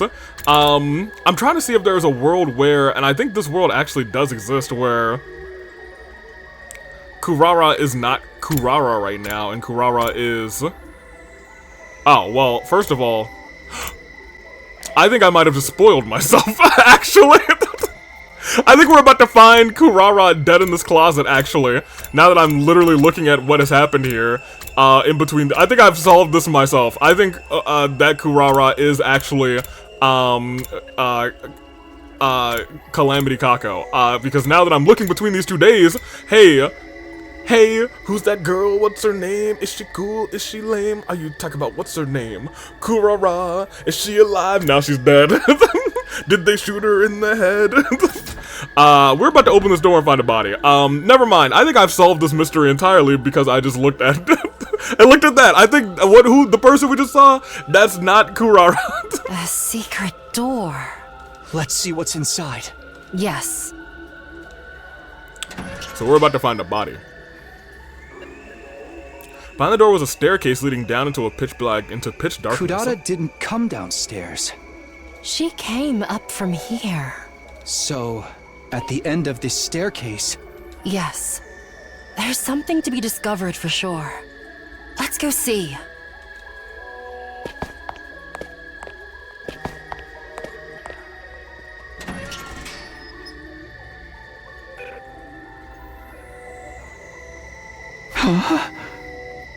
Yeah, this is not what I was expecting. There's so many hidden places in this freaking school. This place. I cannot believe we're still discovering new places. Yeah, I was just saying the same thing here ago. I was like, this place has too many hidden places. New places in the school, rather, on day 82. It's freezing in here. Your unfunny jokes made the heat in the room shrivel up and die. I don't recall making any jokes. Yeah, I was gonna say, he's not really a jokester at all, for real, for real. This is a device of some sort in the middle of the room. We should check it out. Oh no, and that's probably the order, huh? Hiroko and I approached the device and stared rather at the display monitor. Is this what I think it is? There was a user manual of sorts in the bottom left part of the screen which read, Distress signal transmitter. Enter the liver mortis code of each SDU member. In the blank spaces on the screen, a distress signal is transmitted when 9 correct codes are entered. However, should a single incorrect code be entered, poison gas will be released from the tank behind the device. Oh. So you gotta be sure. This is a special gas designed to instantly dissolve all types of physical objects. Oh. So not only would, like, if you could potentially get out, however, this device wouldn't work anymore. Neither a gas mask nor a biohazard suit will offer any protection against it, you have been warned. Oh. This is it. This is the distress signal transmitter we were looking for. To think it's been here the whole time. This is a major discovery. In my excitement, I started to look around the other areas of the room. The next moment, I felt my blood going cold. I saw something I hadn't noticed initially because of the attention that I had been on the device. An object in the corner of the room. No, it wasn't an object. It wasn't... That was...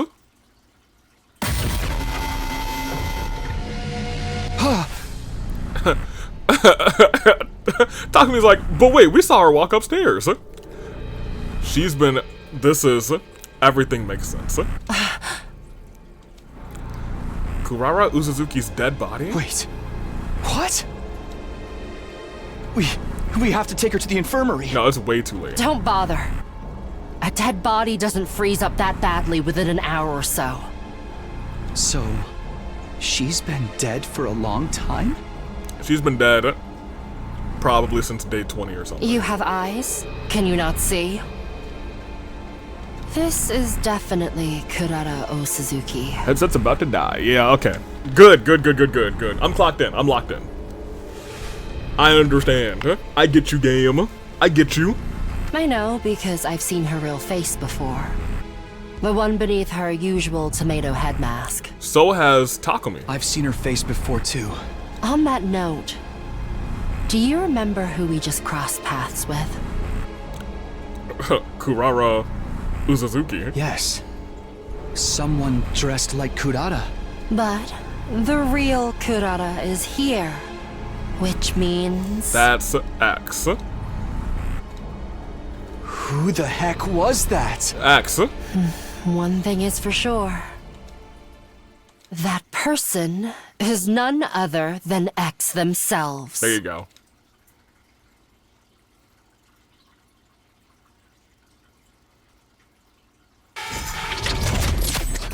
Oh. Oh, this is Story Lock 3! We needed this! Okay, never mind. Yeah, okay, so I locked in and clocked in.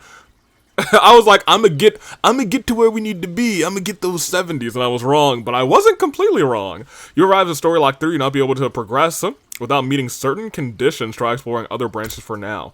I don't know where Story Lock 2 is, though, is the problem. Oh, no! In my brain, I was just thinking to myself, yeah, all we have to do is get to the other endings and then get to Story Lock 3. But in my brain, I was like, oh yeah, I guess we're gonna need to get to Story Lock 2 and 1 as well. Alright, well, we're locked out. At least this one doesn't require any other endings. I guess really quickly, let's go and knock out the, hey, you guessed wrong ones. Like, who killed Kako?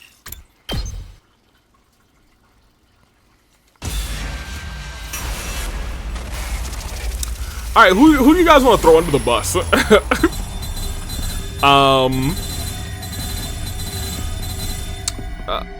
Kako did it. Yes. Which isn't technically wrong, you know what I mean? The real killer is Kako. That's right, Kako herself. Mr. Samino, what do you mean by that? Are you trying to suggest that my dear sister killed herself? Even though you clearly said before that it was murder? Utter incoherence. You're the killer after all, ain't you, Takumi? Very suspicious. I'd disqualify you right now if I were the ref. That's what I've been trying to tell you guys from the start. One after another, the others started voicing their agreement, and I found myself unable to offer any rebuttal. There was no choice but to lock you up. Wait, this is a mistake. I was just... So they locked Takumi up.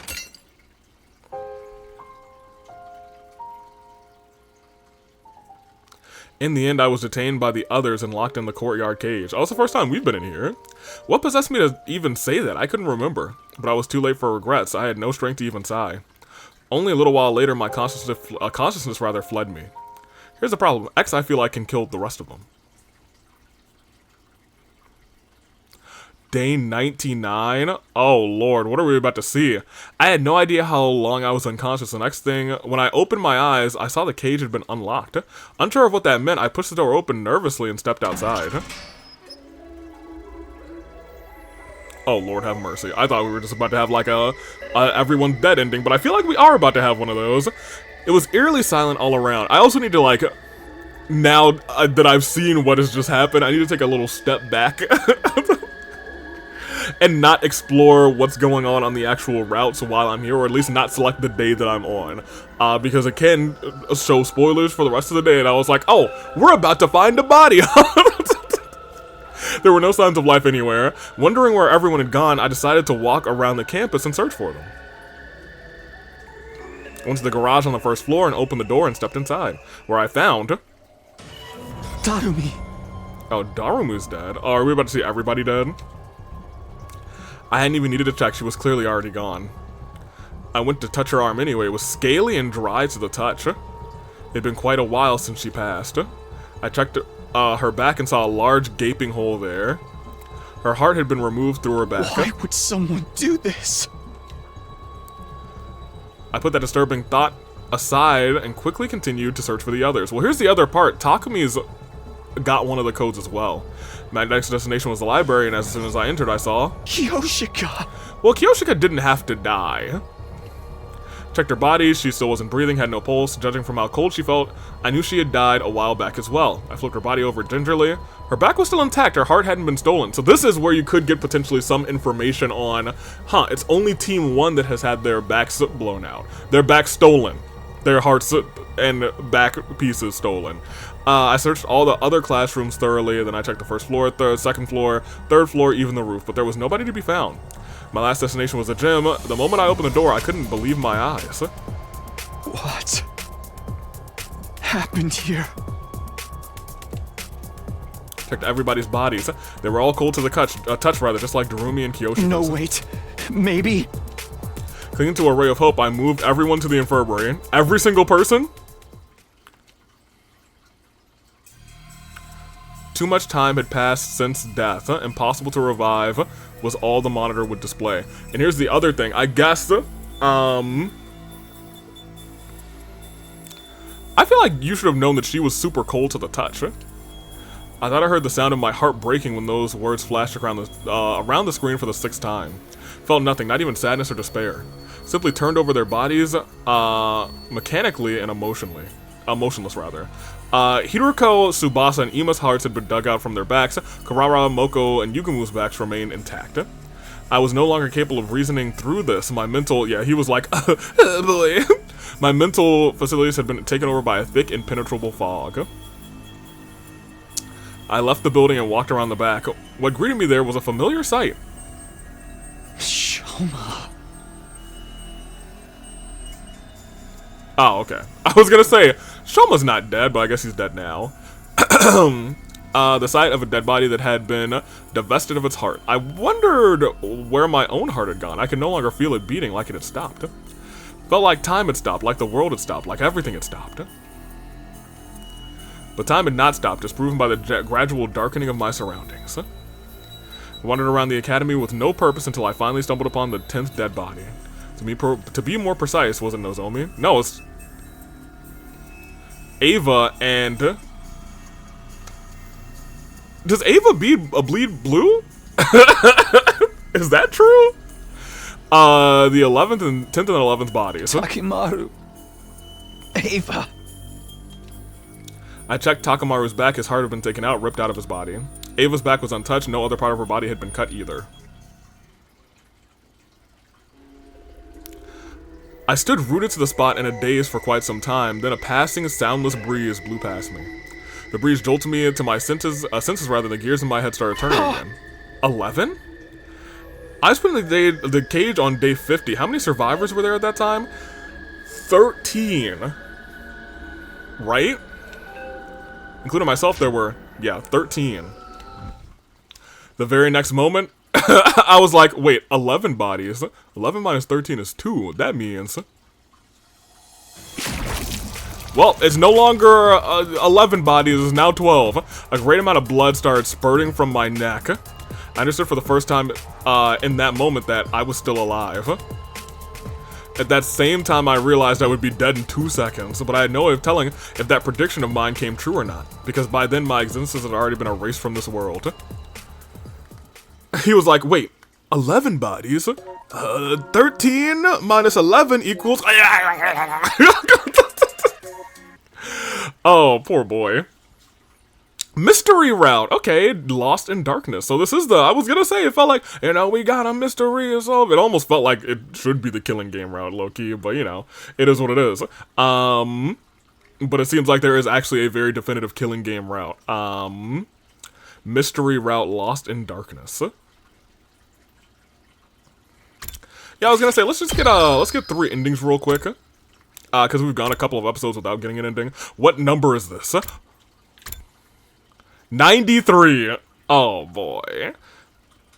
Then, it's interesting because in that case, it seems like Kako might have been brought to this route and not the route up here? Calamity Kako, how'd you end up here, girly? Anywho, we have another 3 to get here, I think. And that is Other and Takumi. So let's go Takumi first. But let's go Other first, because I feel like that might, like, dip into... Well, this is a different, like, point in time. Let's say it's Eito this time. Son of a gun. I've seen Eito pull this whole trick all before. The real killer is him, Eito Aotsuki. Huh? Sorry, what? Huh? Eito's long dead, though. Yeah, you killed him yourself, Takumi. What are you trying to say? How does a dead body do any killing? Very well, allow me to explain. What you did was, you know, it's all very simple. You were... This guy is stinking to high heavens. Of course he is. He's X after all. Hey, now that I think about it, nobody got attacked whenever he was unconscious, right? Maybe he's trying to frame someone else to make the rest of us let our guard down. After that, he'll tell us that there's no need to travel in groups or sleep together anymore, then commit his next crime. So he brought all this matter up in a futile attempt to sift suspicion away from him. It does make sense. Not you too, Nozomi. Yes, indeed it does. Ava. I know it was you! One after another, the others voicing their agreement, and I found myself unable to offer anything in rebuttal. You leave us with no choice but to lock you up. Wait, hold on, this is a mistake. I was memeing.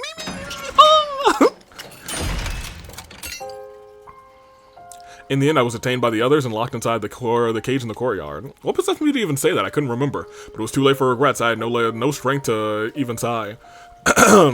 So here's the thing. I think there's a world where this actually might just go directly back to the... Oh, day 100 is different. I'm just gonna let it play out. I was about to look, it was like, so this is gonna be a different ending. But no, we're just gonna let it play out. When I next opened my eyes, I saw that the cage had been unlocked. Unsure of what that meant, I pushed it open, only to notice that someone was lying in the cage next to me. I ran over to see who it was, so somebody else was in one of the cages. Ava was put into one of the cages. Oh, and she got an X on her tummy. X gonna give it to him. I didn't even need to check, she was clearly already gone. The cage was unlocked. I went inside and touched her arm, it was deathly cold. She'd been dead for at least a few hours. What's going on here? I stamped down my disquieted thoughts and quickly started searching for the others. Next destination was the library as soon as I entered, so there was the library this time. Kiyoshika's still there. She wasn't breathing, she felt cold. I think everyone else might be in their rooms. I proceeded to the roof. It was eerily silent all around, there were no signs of life anywhere. Still convinced that there had to be somebody around, I opened every single door to check. Takamaru's room, Hiroko's room, Darumi's rooms, their rooms were all completely empty, abandoned. Kurara's room was next, and I went inside and my glance fell upon her bed. Lying there was... No! Kurara too! I checked her body. Like Ava and Kiyoshika, she was cold to the touch. No, wait. Maybe... Clinging to a ray of hope, I decided to move Kurara's body to the infirmary, but... Well, she should have been even colder to the touch, you know what I mean? Too much time had passed since death, impossible to revive, I had a really bad feeling about the whole thing. Dark despondency pooled and congealed in the pit of my stomach. Well, now we haven't seen the rest of them, but it's fine, it's going to be fine. That's what I kept telling myself as I continued searching. Checked every room on the second and third floors, and then any rooms I had yet to check and didn't find anyone. Finally, I reached the first floor. Upon stepping inside the mysterious room with no name, I saw... Yugamu. There was no need to even check his body. I could feel an eerie chill crawling underneath my skin, spreading to the rest of my body. Last place I went was the garage. I pushed the door open and cautiously stepped inside, and then... Oh, not just Darumi this time. This time it's the other four. Other five, rather. When I finally registered the scene before me, I thought I could hear the sound of my heart breaking. I felt nothing, not even sadness or despair. I simply turned over the bodies mechanically and emotionlessly. Takamaru, Ima, Darumi, Tsubasa's hearts had all been removed through their backs. Acting on a hunch, I peered underneath Hiroko's clothing to check her back as well. There was a large empty cavity there as well, just as I had suspected. I was no longer able to think about these things, the same as last time. Whole different murder order. Stepping outside, I wandered aimlessly before coming to a stop in the schoolyard. I stood rooted to the spot in a daze for quite some time, then a passing soundless breeze blew me back. Suspicion flashed through my mind. How many dead bodies have I found? 1, 2, a 3, a 4, 5, 6, 7, 8, 9. I was put in the prison cell on day 75. How many survivors were there at that time? Including myself, there were 12. Well, that's different. Which meant... But that suspicion rather was quickly dispelled from my mind when the 2 remaining survivors appeared before me. Yeah, I was gonna say, you 2 are interesting. That's not what I expected. We fought so hard in the defensive battles. Everyone gave their all. We even beat Vechnus. And yet, this is what we woke up to. Takumi. You killed them all, right? No, that ain't happened. What? What? We're the last 3 still alive. No one else but you could have done it.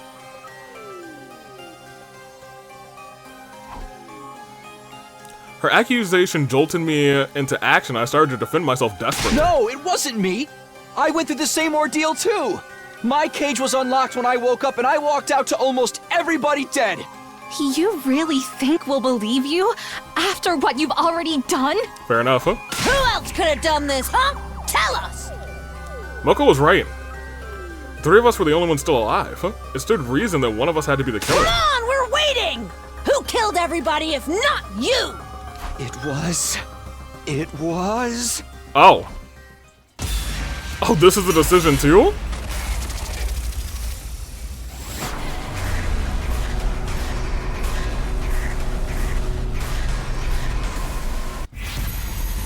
Is this a pick people decision?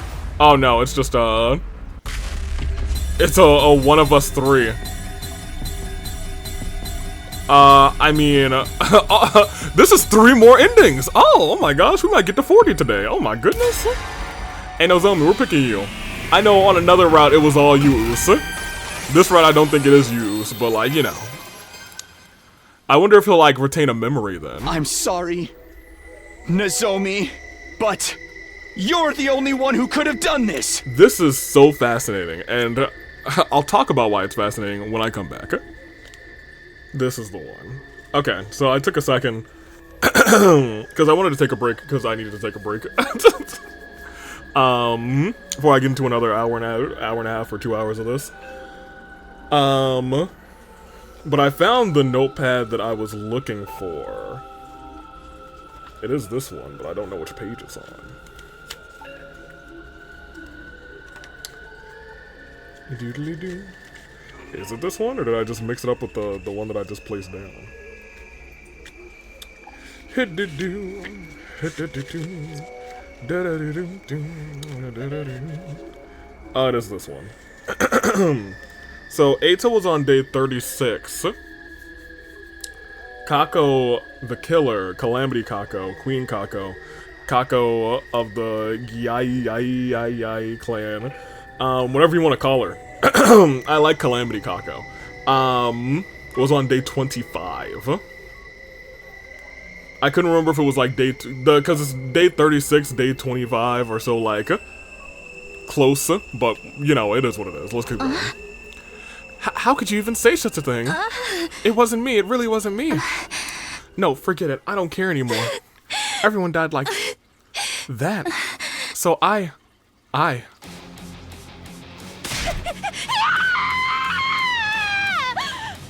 Oh my gosh. Suddenly screamed at the top of her lungs and ran towards the wall of fire? Wait, Nozomi! I quickly followed her. Before long, we reached the wall of fire, but Nozomi did not slow down. She continued running at full speed right into the wall of fire. No! Oh my gosh! This wasn't what I wanted. All because I made that accusation because of me, Nozomi. If you believe that yours is the only way... No, wait, it's going to be fine. I may still be able to make it. I'll save Nozomi. I'll drag her out of the flames, and my body was already moving before I could finish the thought. Launch myself into the fiery flames. The very next moment, rather. I vaporized in an instant. My consciousness ceased, and just as quickly my body was reduced to ashes. Well... You know, I definitely could have played that ending out before before pausing. A kind heart, well done. Stop. Well done is, you know, also, you know, a very, very tongue-in-cheek. Good job. Cool. We'll save there. Let's get these other two. Let's go Moko next. And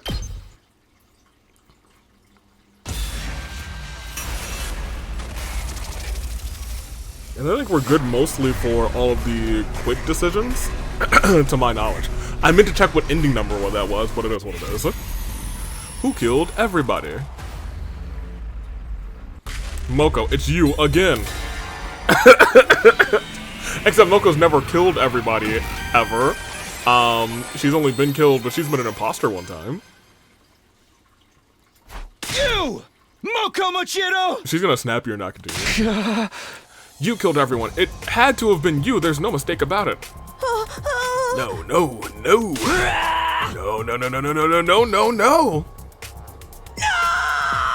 Wait, I'm sorry.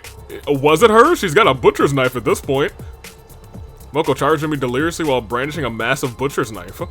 I instinctively grabbed her wrist and snatched the butcher's knife away and... Did you kill Moko? Slashed her neck.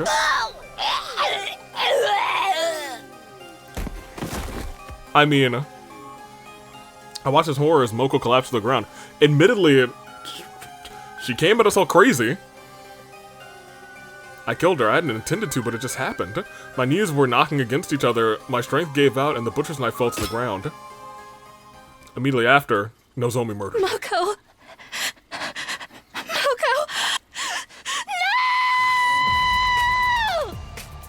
Nozomi screamed at the top of her lungs and dashed over. The knife that had fallen from my hands was laying at my feet. She quickly picked it up and swung it wildly.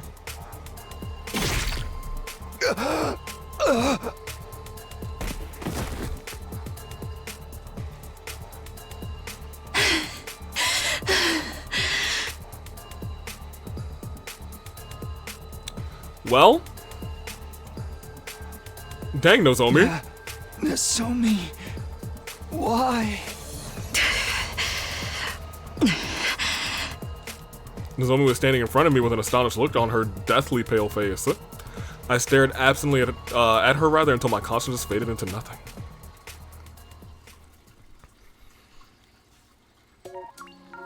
Alright, and that is Revenge for Moko. Sure. I was gonna say we're gonna get a couple quick endings here. I think we will make it to 40 this episode, which is kind of nice. Last but not least, it is the Takumi, which I'm surprised wasn't the one in the middle, because I could see that one not going another time, but I feel like that should be like the center one on this route, but we'll see.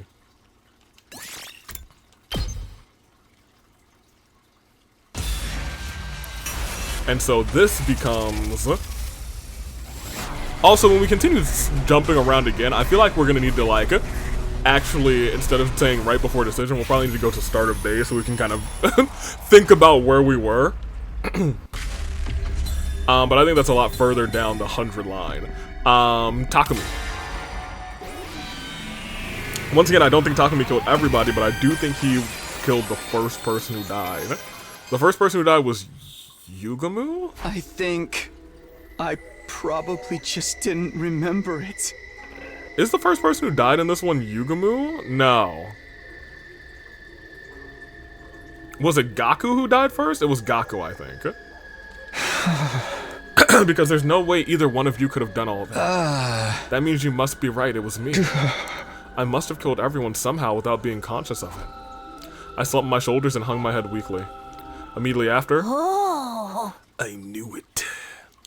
As Moko said that, she reached behind her and took out a large butcher's knife. Ugh!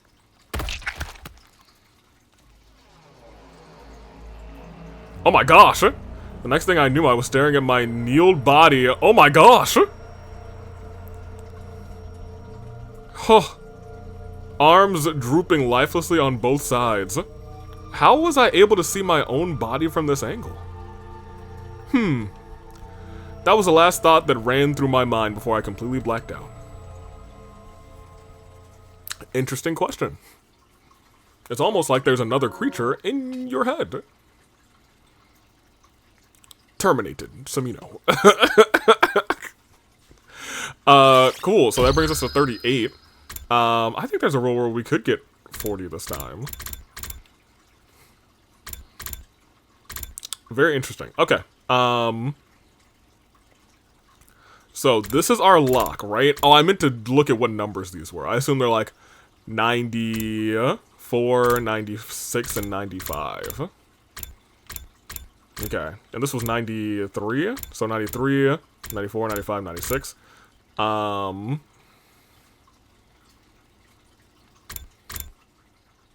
This middle one is Takumi did it.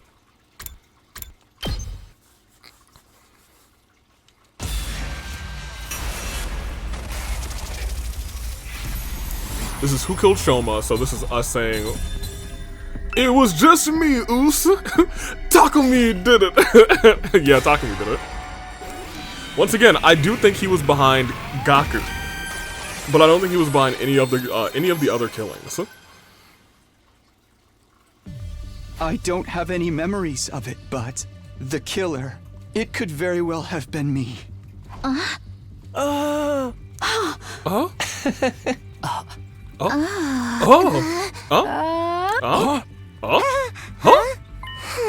Yeah, like I've been saying all this time, right?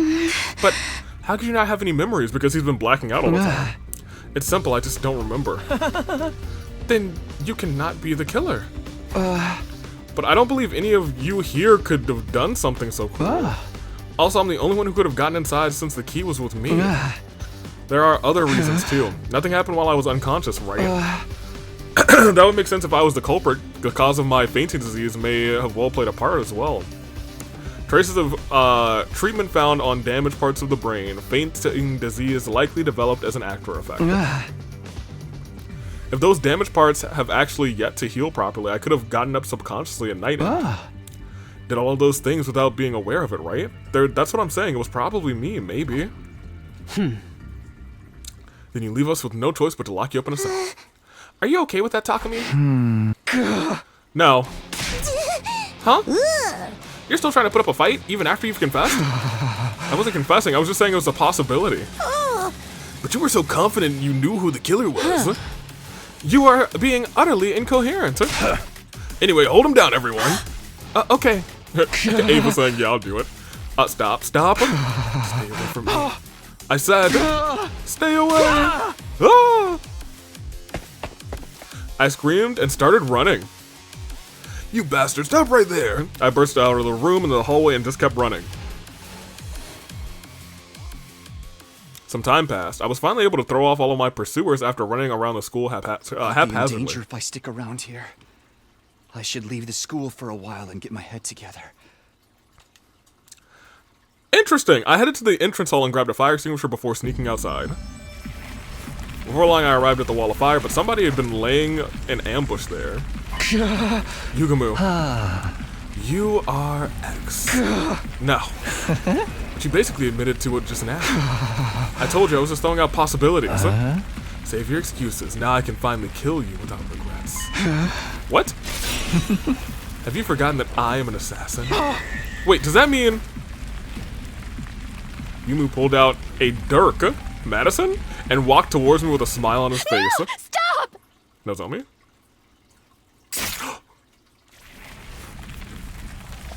No! Oh! Nozomi! Why?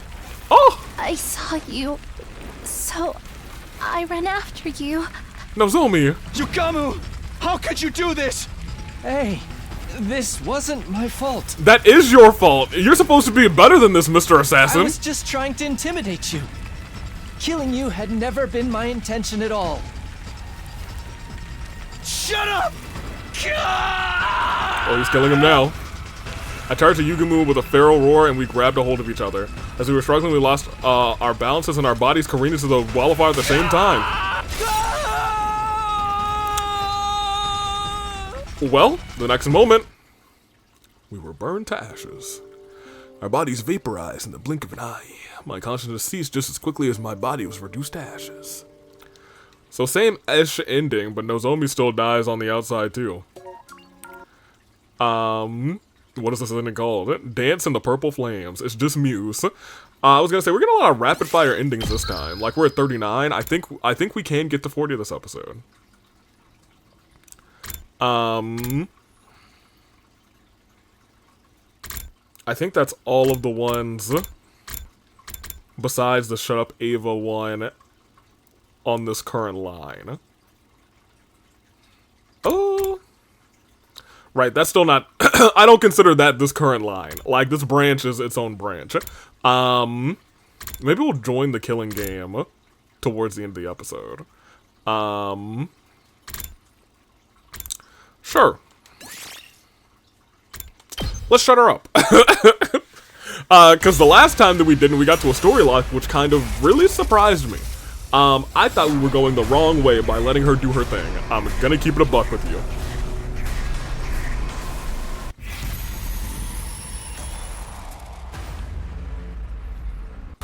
So yeah, hush hush girly.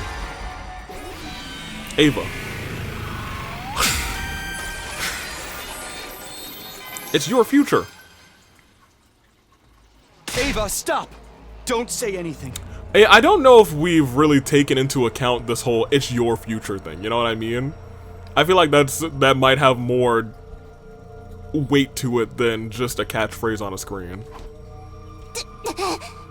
Hey! What are you up to now?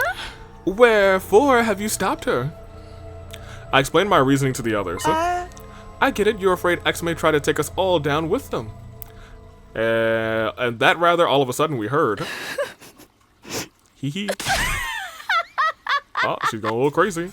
Ava burst out laughing to everyone's astonishment. Mind sharing the joke with the rest of the class? Oh, we're getting full voiced. The joke is how you are all being so obtuse. What? It's the same. What is?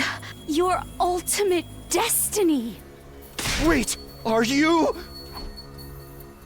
I shouted, but it was already too late. Ava had pinched her little finger and pulled it without any hesitation. So we just all die this time.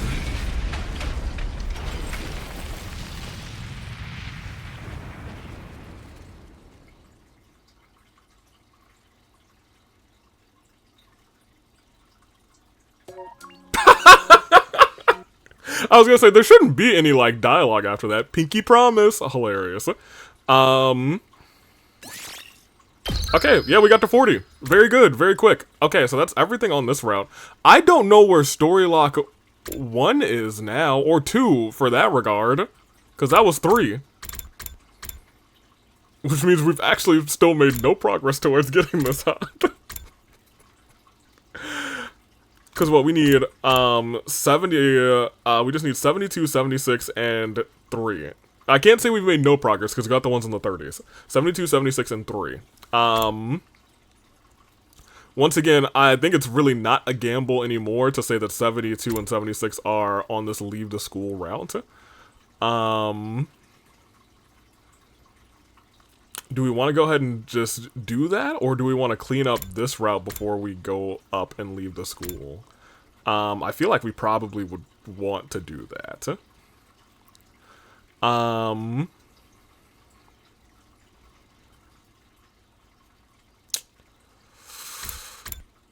also trying to think about, because as much as I was like, in my brain, I'm like, man, I really want to get this whole, this one where it seems like we're jumping through a bunch of timelines, because I think that's what's about to go down. I feel like after that, I don't know where my motivation would go to which ones. Like, I'm still very motivated to get all 100 endings. But I almost don't want to get that one out of the way too early now. So maybe we'll continue cleaning up this route. In search for Story Lock 1, I suppose. Because at this juncture, I don't know where Story Lock 1 and 2 would be. But if they're all in relation to, like this, because now I can see like a clear correlation to this. There must be some other information that we have not learned yet. Like we learned stuff on this box of calamity route that related to the jumping. Whatever is going on here is also what relates to the jumping. And I assume whatever happens on this leave the school route relates to the jumping as well. But I don't know. I guess we'll just go back and do... Is that the last bit that's on this branch, actually? Yeah, because then it's just... I think we made actually really good progress on this whole branch. Because the only thing we have left to do on this branch is... join the invader hunt. And that lock. Cool, yeah. Droomy, it's your time to shine, girly. Let's do it. That being said, I guess I don't know how many endings. I think I can kind of assume how many endings are going to be on this route, actually. Just because this is 98 and 97. Ooh. So this is 97, 98. I think this is probably going to be taking us to 99 and 100 then. So this is going to take us to our 100th line. Because this is 96, 95, 94, 93. This will probably take us to maybe the rest of the 90s, 92, 91. I was hoping there was a gap, but this actually went up instead of down, like I thought it would. But I don't know. Your guess is as good as mine, Batman. Where's this killing game? Here, join the invader hunt. Start of day before decision.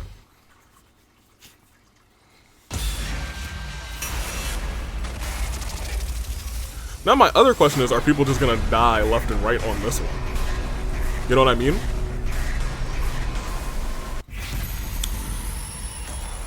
Cool, let's do it. I chose no last time. Why did I choose no last time? Because I was like, this is deviating away from where I think we need to go. I think I'm going to join the game.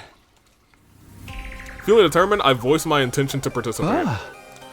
Will you all join me in this invader hunt? Oh, no. Have you lost your mind, Mr. Sumino? Participating in a shady game like this would make us, just like Mr. Maruko, jumping into the fire and getting stabbed for it.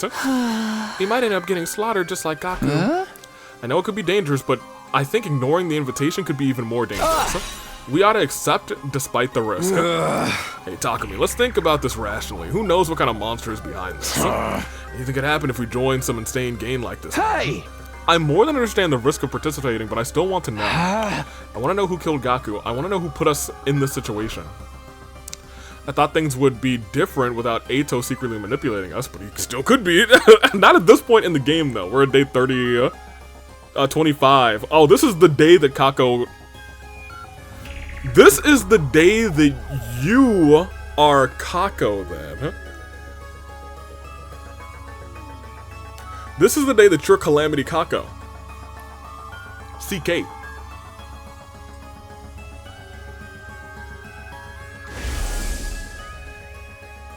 Someone destroyed C-Ray. And killed Gaku in the space of one night. Gaku's death plunged us all into paranoia, and we haven't been able to come together since. Who could possibly be doing this? Well, you did it to start, and now X is doing it, who is Kaku, who is under the mask of Homegirl. Please, join the game with me. I would love to... I don't think we get a chance to actually do any... From this point in time forward, I don't think we get any free time to spend with anybody. I wanted to see if there was free time that I could spend with Kurara. Just to maybe, like, catch the Homegirl off guard, but we'll see. I bowed my head while shouting my pleas, trying to show how serious I was. But I didn't get the reaction I was hoping for. Sorry, Takumi, I can't. It smells like a trap to me. I'm out too. There's something so vulgar about us using a game to encourage murder. A group of strangers all killing each other without any love behind it. It's no better than a hedonistic orgy. Huh? Did someone say orgy? Kyoshiko, calm down. Oh, simmer down, you stupid perv. I'm out too. The audience hates to see a team turn on each other like that. My life may be worthless, but if I die, I won't be able to see my dog Leo again. He doesn't exist. This is bad. At this rate, I'll be the only one playing. How do I convince everyone this is the right move? What do I have to do before I can say anything more? Are you kidding? Sign me up! I was gonna say, duh, she's gonna participate. Huh? What? I'm gonna play the game, obviously. I mean, duh. Yeah! Obviously, killing game's about to go down either way. Finally, the god of killing games has smiled down upon me and broken the chains binding me to this pitiful, tedious life. Anyway, that's why you're all gonna join. It's mandatory. Yeah, right, I'm not fucking doing this. We can't start killing each other. We're here to fight the invaders. Fiend, excuse me, if you all keep acting like such wishes, I won't get my killing game. We need at least a double-digit player count or it's not gonna happen, and I need it to happen. I've been waiting for this my whole life. I'm sick of this lame tower defense game. I want to kill each other. Do it. We're all gonna do it, right? Do we vociferously, I don't think I've ever heard that word, urged everyone to play. Vociferously, so I guess just voiced ferociously, essentially. But the more she insisted, the more it turned everyone off. What utter foolishness. I'm not entertaining this nonsense anymore. Disgusted, Kurara left the room. The others followed soon after. If you want to kill each other, do it by yourselves. I won't stand for this. Sister Dearest and I are going back to our... Oh, she's alive in this one. That's crazy. So at that point in time, there were probably 2 Kakos in the room. I've always wanted to storm out in a dramatic huff like this. So cliche. In the end, the only ones left standing in the classroom were... Oh, Hiroko. Huh? What's wrong with them not playing? Like, defies the laws of nature. Myself, Darumi, and Hiroko. Hiroko, are you gonna play the game too? I'm shocked. I didn't think you would have any interest in something like this. Don't misunderstand me, I have no interest at all in the game itself. I just want to make sure. Make sure? Yeah, Hiroko's down for any route, just in case there's something important on it that she learns that she should remember. Hiroko fell silent, refusing to elaborate. She does tend to be secretive. Well then, the 3 of us will meet in the leisure lounge tonight. The message said anyone willing to participate should gather in the leisure lounge at 7 p.m. Well, with so few participants, it's entirely possible the game will be canceled. No, my long-awaited killing game is slipping through my fingers. Uh-oh, did you get an idea? Or was she just losing her mind? Hiroko and I went back to our rooms, leaving Darumi behind to wallow in despair. Poor Darumi. Not poor Darumi, for real. An invader hunt. I was lying in bed, contemplating the mysterious game that we were supposed to supposedly going to play. Why would whoever wrote the message invite us to join a game? What kind of game did they have planned, or was the announcement itself a trap? I was racking my brain, unable to figure out any possible intention behind all of this until suddenly...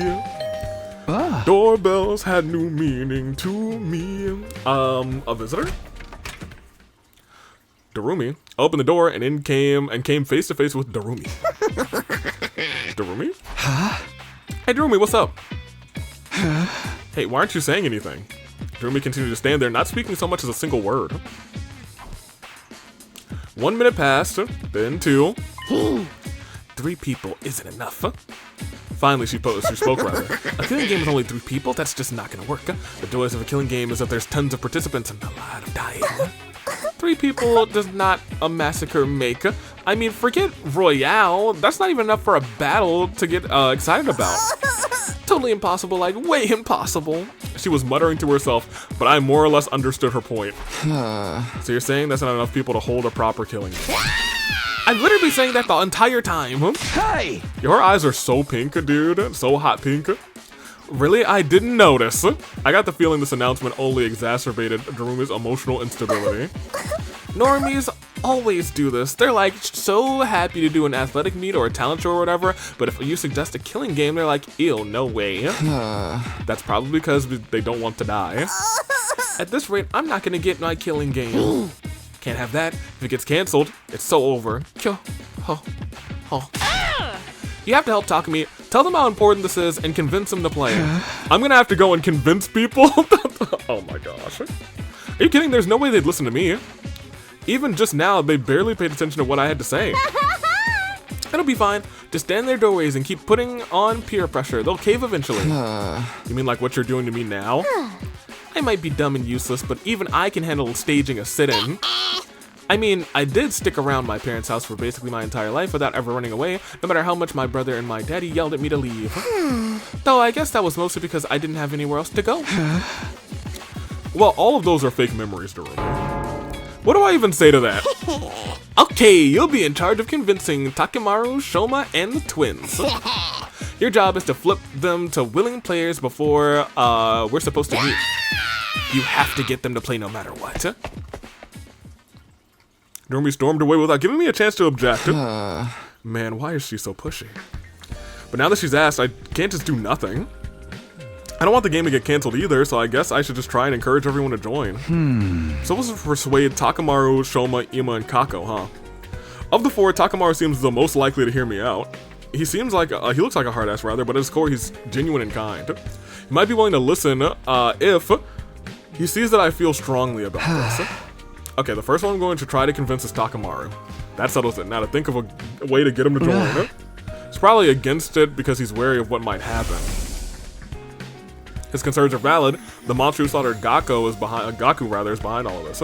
I get why you'd want to avoid a confrontation, but if we don't participate, we may never find out who's really behind all of this. That's true. On the other route, we got very close, or we are, at this point, I think, right at the point where we will learn who's behind all of this. It's just locked. I can't let that happen. I want to catch whoever killed our friend no matter what it takes. Gaku might have been a careless, sneaky goofball, but he was one of our own. He didn't deserve to die. I didn't like him. Yeah, but it still doesn't mean he deserved to die. I'll never forgive whoever killed him. Takumi, I'm pretty sure it was you. I really hate to be that guy. I'm going to find them, and I know Takamaru feels the same. Maybe I should get him to remember how he felt when Gaku was murdered. But how do I do that? How do I get Takamaru fired up again? How do I reignite the rage in someone's heart? No one's trying to figure it out in my own room. I should ask around to see if anyone has any ideas. And 9 collections of information? Alright, well, let's do it, I guess. Shoma. Where you at? You're somewhere in this hallway. Oh my gosh, you were all the way at the halfway point. How to get Takamaru fired up, you ask? Takumi, you're asking the wrong person. My IQ is so low that it's a negative number I couldn't possibly know. Can you stop the self-deprecation for 1 second and really think about it? What gets them worked up? I'm sorry, I have no idea. I'm too scared to think about anything. The invader hunt is all I can think about. They want us to kill each other. Shoma's completely terrified. It's pointless trying to question him further. We're gonna have to convince him at some point, dude. The girlies. Kyoshika? I guess probably the both of you are gonna say the same thing. You wish to know how to ignite the fire in Takamaru's heart. I recommend giving him stickers. Stickers? A while back I was messing around and put a cute sticker on Sir Takamaru's custom biker jacket. He was completely overcome with rage. lmao. The fuck do you think you're doing to my jacket? That's the window to my soul. If you ever transition, you better damn well call me so I can kick your ass man to man. What the heck? Yo, Takamaru, that's crazy, dude. That's exactly what he screamed at me. If I were to describe his countenance that day, he looked like an angry temple spirit or an active volcano. So indeed, a sticker will set him ablaze. I don't think it had to do with the sticker. I think he just got mad you messed with his clothes. This doesn't seem like it'll be useful, but I'll try to remember it anyway. Takamaru was very serious about his biker outfit. Noted. How to get Takamaru fired up? Pro wrestling, obviously. When you're locked in a tight exchange, pure soul energy with another fighter, your heart will be on fire. Come experience it for yourself. Takumi, I'll spar with you right now. Sorry, Mako, but now's not a good... Too much of a wuss to put your butt on the line and fight. Well, yeah. Man, I picked the wrong person to ask. Moving right along. Hey, you two fought for a little while, you know. You guys had a little fighting on the Cult of Takumi route. Yeah, I guess Darumi would be the first person I should ask. Alright, the morgue. Wait. The moment I saw Gaku's body, I had an idea. This should work. I'm sorry, Gaku, but I'm gonna have to move your sheet. I pulled down the sheet and draped over Gaku's body and came face to face with his brutalized corpse. And then I took off his jacket. It was splattered with blood and covered in countless holes. The criminal stabbed him over and over again with a knife. Felt like I could feel Gaku's pain and agony just by touching his jacket. They won't get away with this. They're going to pay. It filled my heart with a sense of duty and conviction. If I show this to Takamaru, he'll remember how angry he was when Gaku was murdered.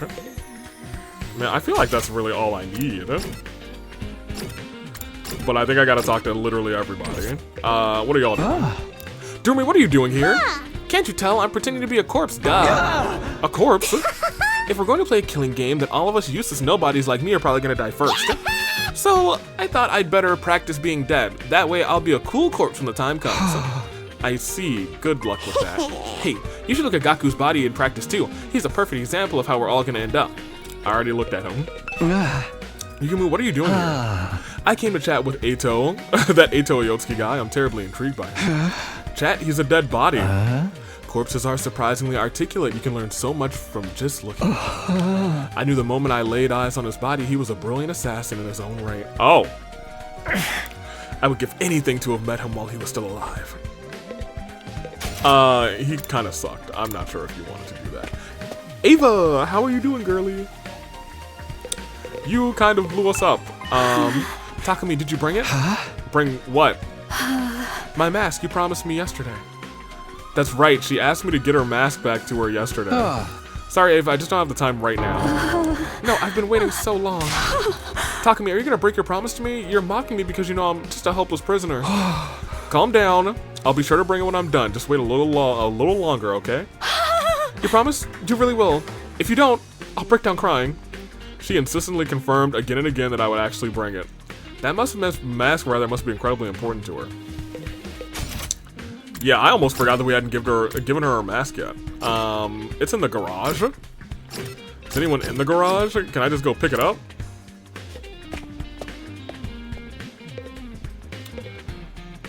No, I don't think I can. How unfortunate. Maybe Tsubasa, I can talk to her and she'll be like, oh yeah, the mask, I got you, Holmes. How do you get Takamaru fired up? Isn't he always fired up? I mean, is he ever cool or composed? But don't you think he's been holding back a bit too much lately? Normally I'd expect him to be the first to jump at the opportunity to do this invader hunt. I mean, even Takamaru has to hold back sometimes. I mean, how many of our friends have died so far? Not that many, right? Eito, Gaku, and even Sirei is just a heap of scrap now. What are Sirei's remains doing in here? I'm connecting what's left of him to the PC in the war room to salvage whatever data I can.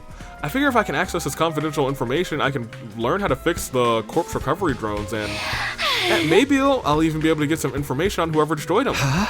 So you're basically doing an autopsy? Yeah, I'm sure even Sirei regrets that this happened to him so suddenly, so I feel like I need to make his death mean something at the very least. Felt my chest clench as I stared at Sirei's remains. I'll never forgive who did this to him. They'll have to pay. Takumi, I think it was you. An incredible rage was coursing through my body. Tsubasa, do you think I could borrow him? I guess so, but for what? I'm gonna show him to Takamaru. The person who did this to Sirei is more than likely the same person who murdered Gaku. Takamaru might remember his rage when he sees this. His fiery rage. So we just have one more person, or I guess one more person, so a duo to talk to. I'm going to specifically talk to you. Well, if it isn't the village idiot, right on cue, what is wrong with you? What's your problem all of a sudden? Why are you so angry? Obviously because you're a complete and utter moron. You want to play some killing game? You're such an uneducated street rat, I could puke. She's worried about you, Takumi. We were just talking, and we think you're not thinking rationally. Takumi, it's not too late. You can rethink this. I know you have your reasons, but playing such a dangerous game is madness. Even a sick necrophile like you should know a killing game is going too far. Try to rub your pauper brain cells together long enough to generate a spark and think about why you shouldn't value your freak fetishes over your own life. She was being unnecessarily cruel, but Kurara was worried about me in her own Kurara way. This isn't Kurara. But she's doing a bang-up job of impersonating her. I appreciated the sentiment, but sorry, but I've made up my mind. I'll gladly accept the risk for a chance to confront Gaku's killer, and nothing would change my mind. You are Gaku's killer. Okay, these should be enough to convince him. Gaku's jacket, Sirei's remains. Holding them tightly, I barged into Takamaru's room. Yeah, I'm still gonna have to convince Shoma and the twins. Whoa, Takumi, where's your manners? You can't just let yourself in. Takamaru, sorry to spring this on you, but I have something I want to show you. What's this? It's all fucked up and full of holes. Real dirty too, covered in dark stains. That's Gaku's jacket. He was wearing it when he was killed. When he was killed? You mean these stains are his blood? You asshole, why would you show me this? Yeah, I know, nobody wanted to see this, but we can't hide from it. It's got all these holes in it, you see it? It's because he was stabbed with a knife over and over again, brutally. Stabbed this many times.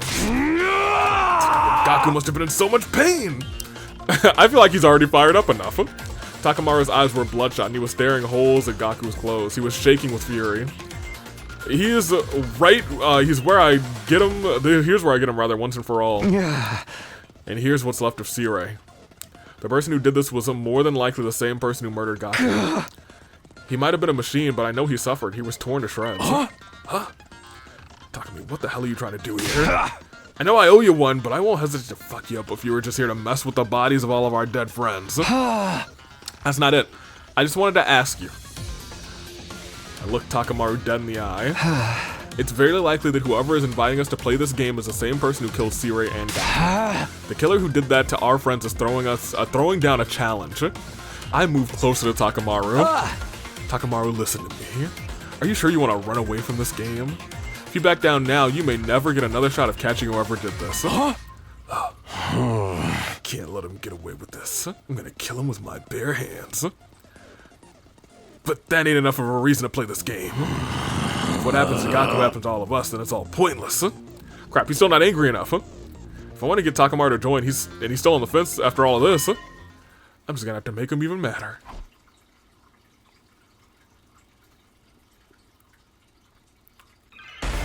I hope it's just one thing and it says your jacket is stupid. And it just goes to 100%. He was like, what did you say to me? For that.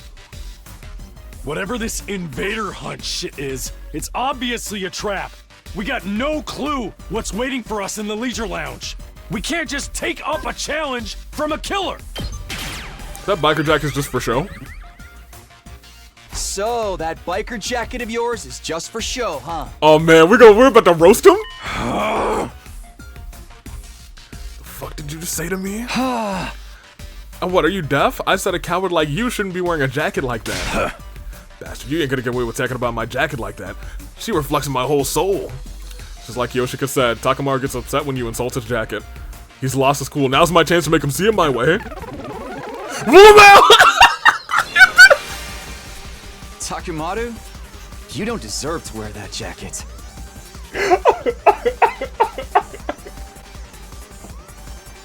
Okay, that's really funny. He was like, what did you say about my jacket? Fuck, man. I ain't called the strongest gang boss that's ever lived for nothing. You? A gang boss? You don't seem like much of a boss to me at all. What? Think about it. You're literally cowering, even though the person who killed your friend is throwing down the gauntlet. Ooh. I didn't know a gang boss could be such a fair-weather friend and still get any respect. Ooh! Takamaru's face looked nothing short of demonic as he glared at me, but he didn't argue back. I must have hit him where it hurt. He was a loss for words. Takamaru. I bumped my fist against his chest and near his heart. If you want to show me how a real boss acts, fight with me. Join me. Please, join the game with me. Please, join the game with me.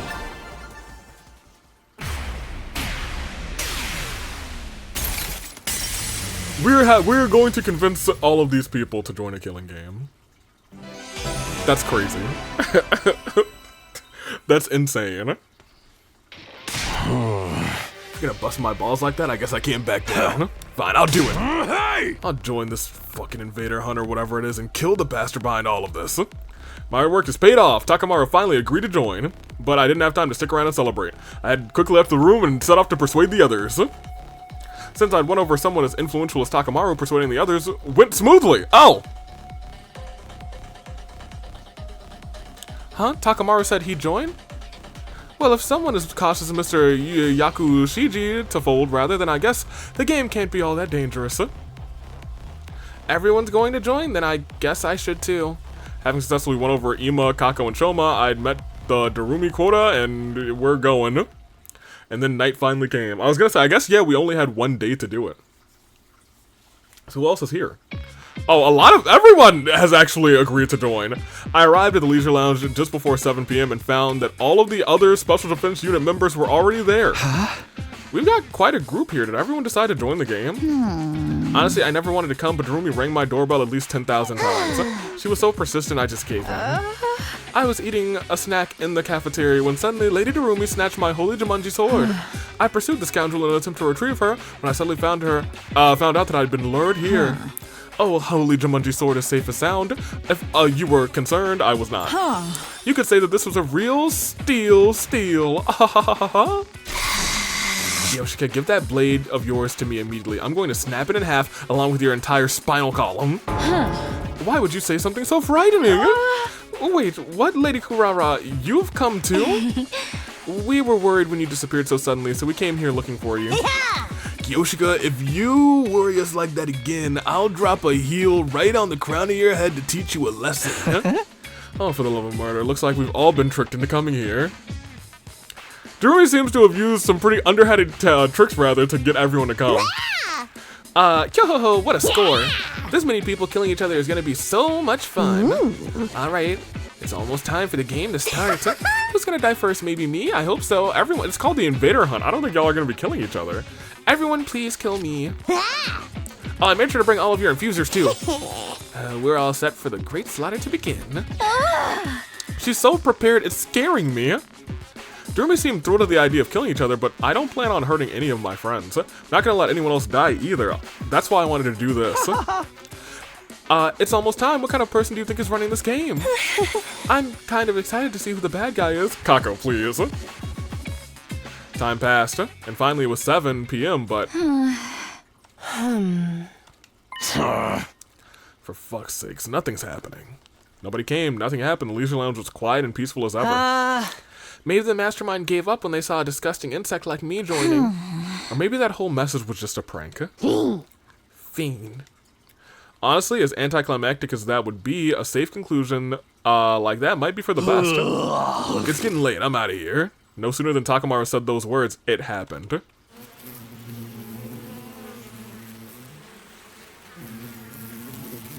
Bees? Suddenly, an ominous sound came out of nowhere. What is that sound? It's awful, my ears hurt. The hell is someone revving up a bike engine?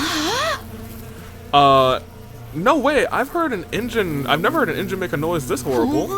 Just looking at it, listening to it rather, is making me hurt. It does sound like bees.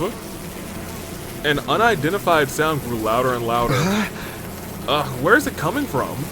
We looked around for the source of the sound. That's when we happened to look up at the ceiling. Huh? Oh my gosh! Oh! I guess they're not bees. It looks like they're hornets. But the person is riding one. Huh? Only be greeted by an unbelievable sight. Bees? Okay, no, they are bees. I'm wrong. I was like, they look like hornets to me. The hell? They're flying around with a bunch of big-ass bees? Is that a spacesuit? Wait, no.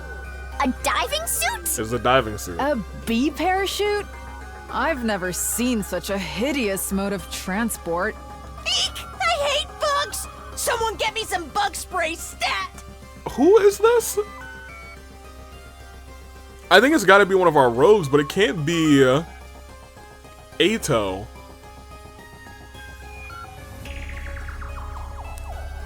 There's a fourth time traveler, but I don't know who this is. The individual in the spacesuit gradually lowered their altitude. They'd landed in the Leisure Lounge. You look fucking ridiculous. Take that helmet off and show us your face. Is this some sort of Wrestling Federation masked fighter? I love the costume, but you gotta lose the bees. You need to take this seriously. They might be with the invaders.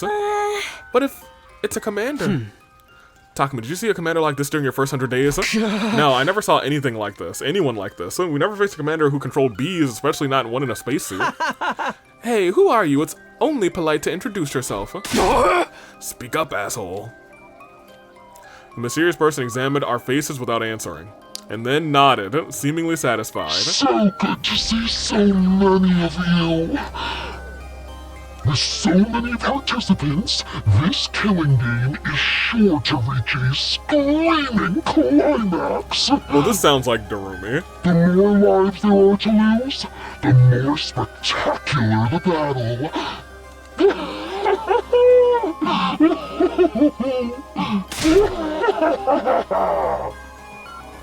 I don't know who this is. The voice sounded unnatural. Perhaps they were filtering using through a voice changer. Still don't know who this is.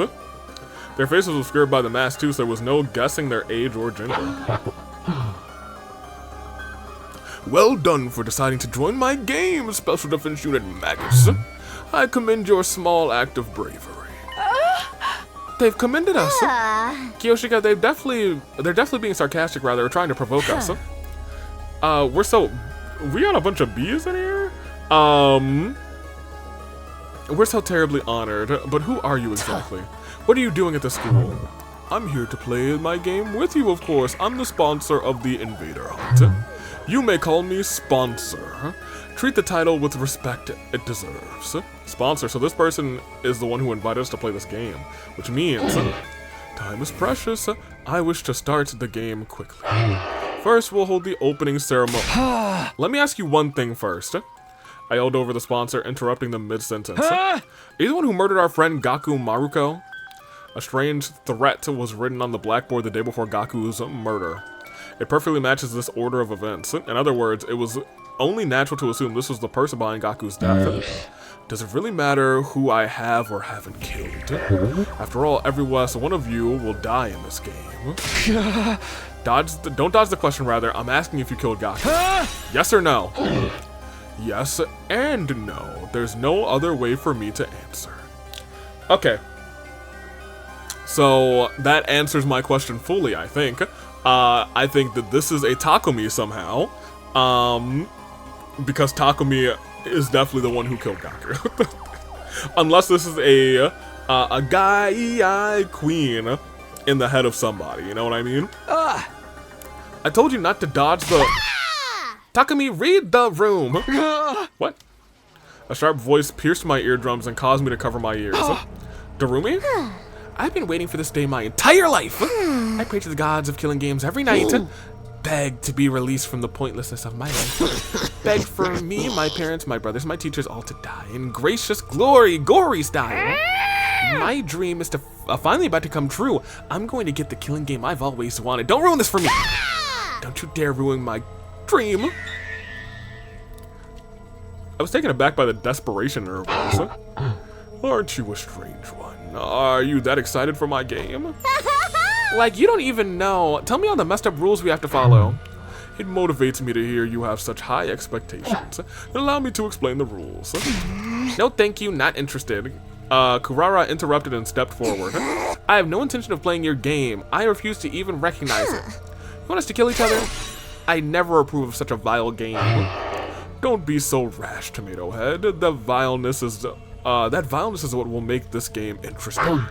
You might enjoy it more than you expect if you give it a try. It's not often you get the opportunity to unleash your primal urges and kill your fellow man. I told you I'm not playing. I am a scion of the Uzuzuki family, the pinnacle of all Suzukis. It's fine for me to trample on the ignorant masses from up on high, but there's no way in hell I'm allowing someone to try and kill me as if we're equals. So you refuse to participate. That goes for at least half of us. There's only the few mental patients here that want. There's only a few mental patients here that want to play your deranged game. Takumi, she just called you a mental patient. I think she was referring to you. Yeah, she means you two specifically, though. All who refuse to join this game will be eliminated. I believe I made that very clear. I believe you did. Kurara glanced down for just a moment. So go ahead and try. All of a sudden, she was ready to fight. I'll pull your filthy eyeballs out of your socket and watch closely. Behold the Uzuzuki family boxing technique. I'm going to beat you and your ugly costume until you're so swollen you'll look like you stuck your head in your stupid beehive. Kurara assumed a boxing stance ready and steadily approached the sponsor. Kurara, wait, don't try and fight them alone. I can handle this by myself. I don't sense any fighting spirit in this pathetic worm. They have the quintessential pauper aura, all talk, no action, one punch will do it. Ignoring our warnings, Kurara continued to close the distance between the sponsor and herself. Hope you like the taste of noble fist. Kurara was about to unleash her deadly uppercut when it happened. So here's the problem.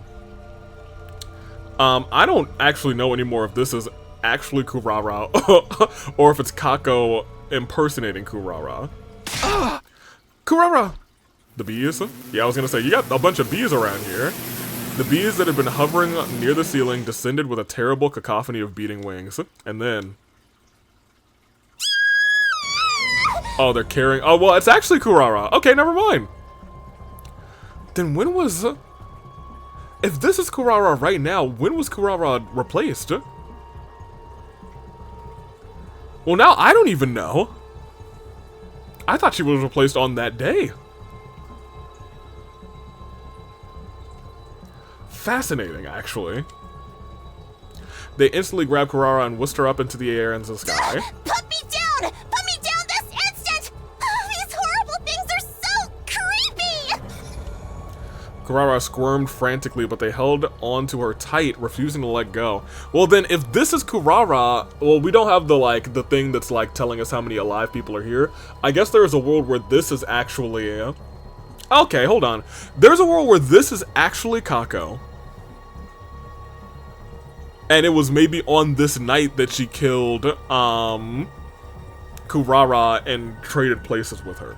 Kurara Suzuki, I sentence you to being suspended mid-air. What a sight, don't you think? As they say, smoking fools rise to great heights. You can writhe and suffer for now. I'll ease your pain when the time is right. Lady Kurara! Give me back my Lady Kurara, you vile insect! Kurara, what do we do? How do we get her back? She's up so high, even my mid-air attacks wouldn't reach her. What do we do now? How can we save Kurara when she's all the way up there? Kako's sniper rifle might be able to reach, but Kako has never used her Hemo before. Oh, dude, that's right, she hasn't. It's day 25, and a lot of them had refused to fight still. Because they thought Takumi was the one who murdered Gaku, which I think it was, to be honest. Right now, there's no way for us to attack the bees up near the ceiling. In that case, we'll have to attack the person controlling it. Suddenly I found myself running at full tilt, making a beeline for our sponsor. I'm not gonna lose everybody. Anybody else, rather. Let that determination take away my fear and carry me forward. I plunged my infuser into my chest and ran. Give back. Kurara! Oh! I screamed as loud as my voice would let me and swung my sword down on the sponsor. I felt to connect, my blade was going to split them in two. I was sure, and yet... That tickles. Is that all you've got, Takumi Sumino? How? The sponsor was completely unharmed. It's simple, your power isn't enough to inflict even the slightest scratch on me. Now this has to be some sort of mistake. This has to be some kind of cheap trick. Then again, I won't stop. Yes, balls, bee-fucker. Not bee. Let's see how long you can keep this tough guy act, huh? I'm joining the fray, Takumi. Combined, our power level is 2 million. We can't let them, we can get them, guys. Rather, we need to save Kurara as soon as possible. Everybody. Even if we can't attack the sponsor alone, if we all attack together... Brace yourself, asshole. Oh, look at this. Our breaths synchronized and we all leapt at the sponsor. Take that! You blackguard! You're finished! I don't think I actually ever noticed the skull that's on Takamaru's motorcycle. Yo, this suit is tough. Takamaru, Nozomi, Kyoshika, and I unleashed everything we had on the sponsor. We punched, kicked, sliced, pummeled. We tried every possible attack. We tried every last ounce of our strength until we had no energy or hemo anima to spare. However, it tickles. Okay, this guy's the real deal. Why don't our attacks do anything? Are you immortal or some goddamn thing? You have the endurance of a wrestler to withstand my body slam. No matter how much we attacked, our opponent didn't even flinch. This was far beyond a matter of strength or endurance. They were literally invincible.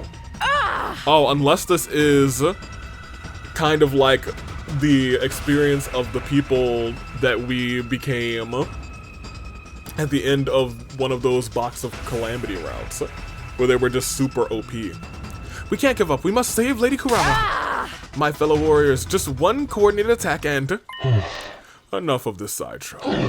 The opening ceremony will conclude with Kurara Uzuzuki's death. There was a cruelty in the sponsor's voice as they pointed to Kurara still hanging in the air. Oh!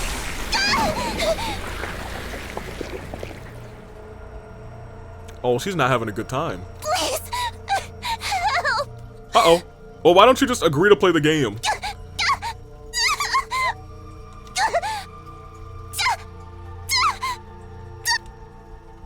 Oh! Oh, these things drain hemoanima. Oh, that's bad. Her body was rapidly turning black. Was the swarm of bees draining her cryptoglobin? Lady Kurara! Oh! Once they sucked everything out of Kurara, the bees dropped her sucked up husk on the floor. No. Kurara! Kurara! This can't be happening. Lady Kurara can't be dead. Oh. Oh my gosh, we have something crazy actually going on. Where did these bees come from, dude? Don't give up, let's take her to the revival-matic. No, it drained all of her cryptoglobin. Dude. Nozomi, Moko, and Kyoshika lifted up Kurara's corpse and left the leisure lounge, but how pointless. How can a body be revived if there isn't a drop of cryptoglobin left in it? How pitiful that she would die before the game even began. She has ruined my schedule. I suppose I'll simply have to postpone the start of the game until tomorrow morning. Return here as soon as you're awake tomorrow. And might I remind you, there's no point in trying to escape. You know what happens if you refuse to play. There was nothing we could say. We'd be killed in an instant if we tried to resist.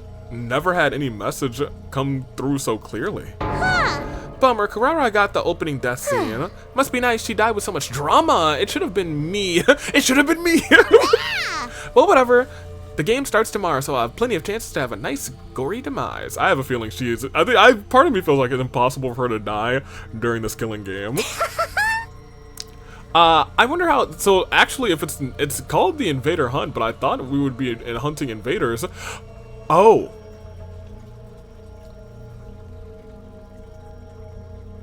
Oh no. We are the invaders of this planet. Oh, darn. You know, is there a world where this isn't Kako? And it's actually one of the Futurans? Because I think Veshness at the very least at some point knew about that, the place where Hiruko had been. Whatever. This sounds like so much to look forward to. Darumi's eerie yet strangely innocent cackle rang across the silent leisure lounge. Yeah, I guess we'll save. We don't often get a save point in between the chapters anymore. Yeah, we'll go for another like 30 or so minutes, and then I think we'll be good for an episode because you know we got 4 endings today actually. It does sound like we're about to have some shenanigans over the next few days. Be ready to give your lot. It's morning. I barely slept at all last night. I woke up over and over again seeing Kurara's face when she died in my nightmares. They won't get away after killing my friend so horribly. If I could, I'd kill them right now. But right now, we're too weak. We can't beat them. One attempt to revolt, we'd just be massacred. For now, we just have to obey. We just have to play the game. They wanted us to come back to the leisure lounge when we woke up. And so I hurried off to the leisure lounge. Okay. On the way to the leisure lounge, I came across Nozomi and Moko in the hall. They don't look, Nozomi, you're okay? You look so pale. Well, they confirmed that their friend is gone. I couldn't sleep last night. I just can't believe it. Kurara, she's gone. Kurara, I didn't know what to say. What can I do for her after she lost a close friend? We buried her. Make sure to say goodbye to her later, okay, Takumi? Yeah, I promise I will. They're not gonna get away with killing Kurara. I'll do whatever it takes to avenge her. But now's not the time. They're a bit too strong for us right now. So we're gonna play this game for a little while. I wonder if we're gonna have like a boss fight against a stranger. You know, now that I think about it, there is a real world possibility where this person in this suit, we might not know at all who they are. That might be another. This is technically another big mystery in the game. In my brain, I was thinking, oh yeah, that's a Takumi. And I still think it's likely that it is a Takumi, but I shouldn't just stand on that. I should still keep my mind open to other possibilities. I've learned that from experience while trying to think about who certain characters are, masked characters in other games. But I digress. For now, we just have to push all this grief down and grit our teeth. Knowing how to bide our time is an important part of fighting. Nozomi was barely able to hold steady on her own 2 feet. Moko looked after her as she walked to the leisure lounge. Made a vow to myself as I watched Nozomi walk away. No matter how this game turns out, I'll protect her to the end. No, not just Nozomi. I won't let anyone else die. We'll see about that. Because I came back to protect them and grab a hold of a future where we can find happiness. I think you are still doing that, but I think we have to get through this to get that future. At last, I present to you the rules of the Invader Hunt. Once we're all in the leisure lounge, the sponsor began to explain the rules without any preamble. The rules are exceedingly simple. All you have to do is hunt the creatures known as invaders. You will gain points for every invader hunted, which will be tallied and reflected in the live rankings. Oh. The names of everyone in the room were shown on a big screen held up by 2 bees. One round lasts 10 days. Okay. The person ranked last at midnight on the 10th day will be executed. Their cryptoglobin drained by my bees. Oh. So are we actually fighting the other invaders? Executed. Kurara's death was proof that this was no bluff. They could easily kill us all.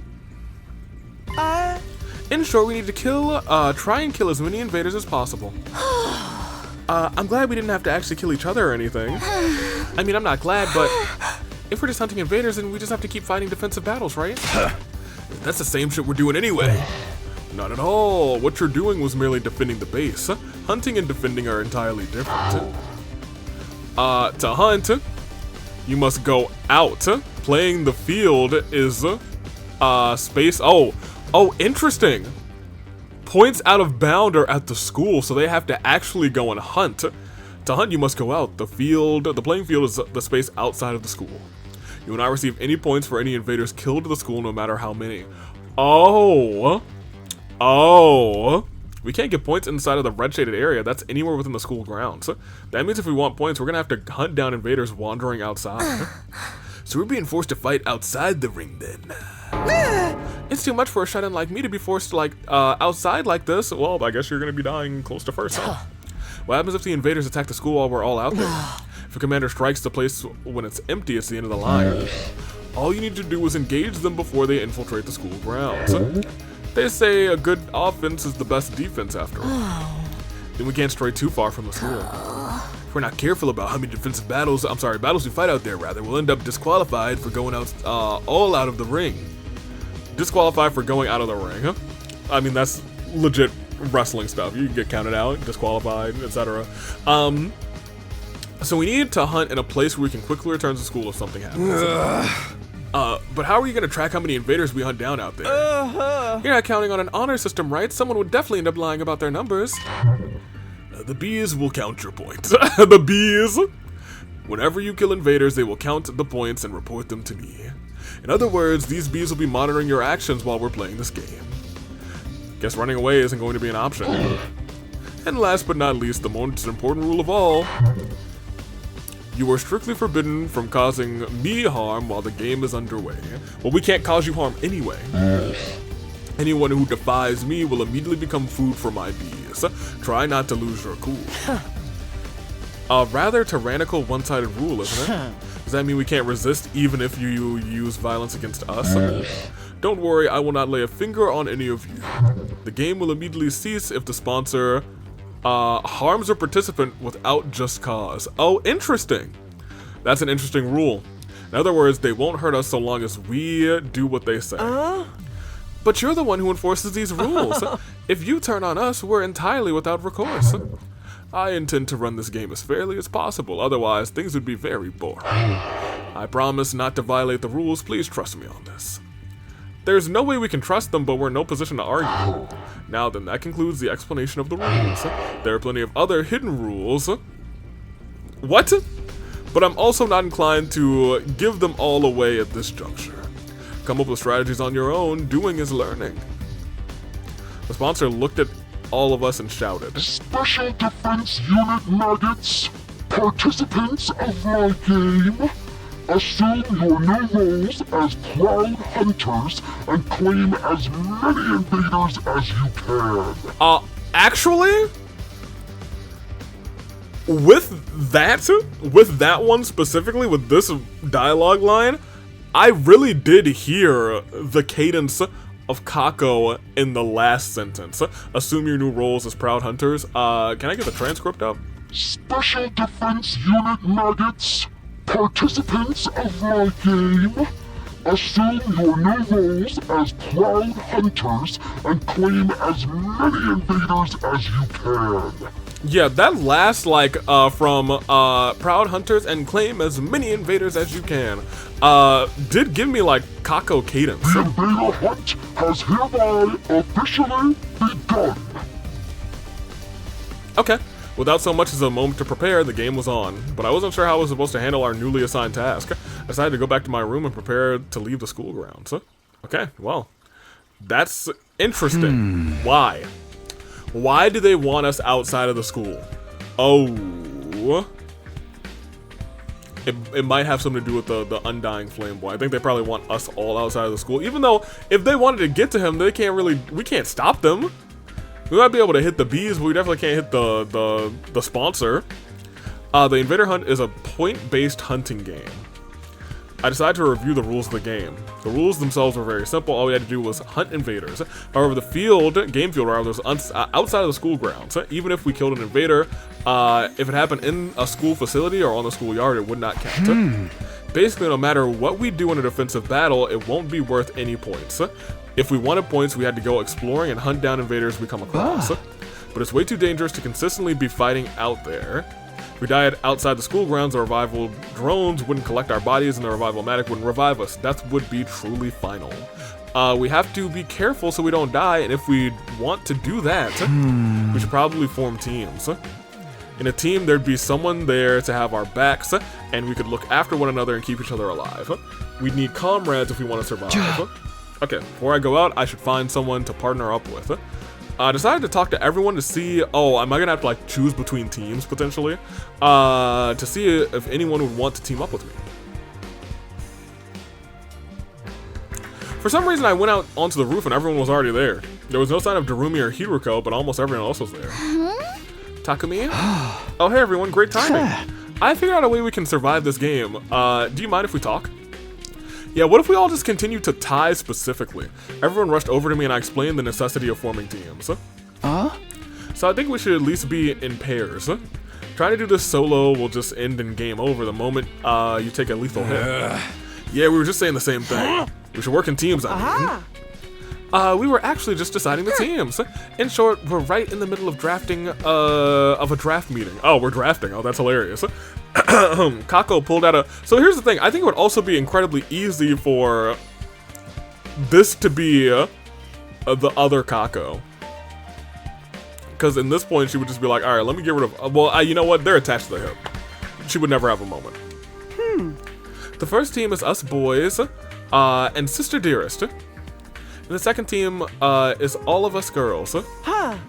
We might end up spending a lot of time together from now on, so we thought grouping up by gender would make sense. What we're worried about is Yugumu, who's nowhere to be found. He's a boy, but it's entirely possible he'd like to stick with Miss Kirifuji and Miss Magadori as he's done up to this point. But if we put Yugumu in Team 2, then we should put Hiroko in Team 1. Miss Shizuhara is pretty strong. We were discussing giving preferential negotiation rights to the weaker team. Preferential negotiation rights? Is this really like a sports draft? By the way, what team do you want me in? It would make sense if I was in the male-centric team, but... You have to play alone. Nobody wants you. What? I was so shocked that my voice withered away mid-exclamation. Why am I the only one being left out? Don't tell me you guys are still suspicious of me. I thought we cleared things up about Gaku. I didn't kill him, it was a sponsor. Isn't that obvious? No, we're all on the same page there. They're definitely the ones who killed Mr. Maruko. They destroyed Siri too, they're behind everything. Then why? Mr. Sumino, have you forgotten? You killed Mr. Aotsuki. Oh my gosh, whatever. Sure, but why bring that up again? He was a traitor, he had to go. Even if I grant you that, he was still one of us. If you had a comrade who could kill another comrade without batting an eye, would you want them to team up with them on a killing game? No way, you've got to be kidding. But, and whenever you do anything, someone invariably ends up dead. Well, actually, he does have a point there.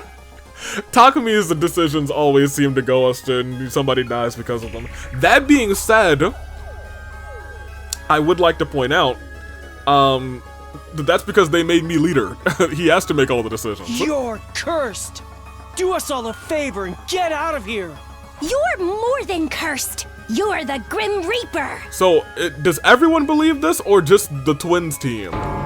The Grim Reaper, it stung, but I couldn't argue. It was true that I was, the common denominator in all the deaths so far. I came back and passed and immediately, killed Eito. Because I ignored the message on the blackboard on day 4, Gaku was killed the next day, rather. And 2 days ago, I decided to join the killing game, rather, and encourage everyone to join with me, and because of that, Kurara died so brutally. Well, I'm gonna keep it a buck with you. I think no matter what you did, Kurara dies today. Or yesterday. If you hadn't convinced us to join this game, Lady Kurara would still be with us. No, I don't think that's the case, because if we didn't, then everyone would die. Give her back. Give Lady Kurara back to me. The blood of Lady Kurara is on your hands! Kiyoshika drew closer to me, letting out a pain cry. I couldn't bring myself to meet her eyes, which are now red and swollen from crying. Kiyoshika knew. Moko put herself between us and embraced Kiyoshika. Blaming Takumi won't bring her back. It'll only make it hurt even more. But, knowing how to swallow your sorrow was a part of fighting. We need to be strong right now. I'm sorry, Takumi. Kiyoshika understands, I swear. She knows it's not your fault Kurara died, but she has no outlet for her grief, so she's just taking it out on you. I was so shocked that I couldn't utter a single word. I had no idea how much everyone had so much contempt for me. All I ever wanted to do was make everyone happy. That's why I came back. Where did it all go wrong? I swear, Lady Luck or Fortune or whatever the hell she's called, rather, turned on you the moment you offed Eito. Yeah, actually, that is what it feels like. It feels like things are going so horribly awry on the kill Eito route, you know what I mean? Jeez, this whole slew of shit speaks for itself. Not even I can help you out here. Sorry, but you're on your own. Sorry, Takumi. We're fighting yeah, I'm about to be #1 on the charts. Everyone left one after the other, leaving me all alone. It's gonna be me and Hiruko. She's not gonna leave me on my own. Maybe Yugumu too. I felt total despair. This is my first time being so obviously and intentionally isolated. I always had Karo by my side in the TRC, even though she wasn't real, and my mom and dad were always waiting at the dinner table whenever I went home. Really weird how that always happened, Takumi. But now, here I was all alone. I would have to face this game of death all by myself, and nobody would ever want to team up with the Grim Reaper. But then I thought of something. That's right, Hiruko. I saw Hiruko in my mind's eye. Day 5, she took me to the second to last Defense Academy. I said we needed to bring in a second team to increase our combat power. I can never really tell what she's thinking, but she's a surprisingly caring person. She might be willing to work with me on this. Maybe I should ask Hiruko if she's willing to team up. Feeling a sliver of hope, rather, I decided to stop by Hiruko's room. I was praying hard as I rang her doorbell. Please, Hiruko, you have to answer. If you forsake me too, then it's all over. Maybe my prayers were answered because... Takumi, what do you need at this hour? Morning? Hey, thank goodness you're still here. I was almost tearing up with happiness.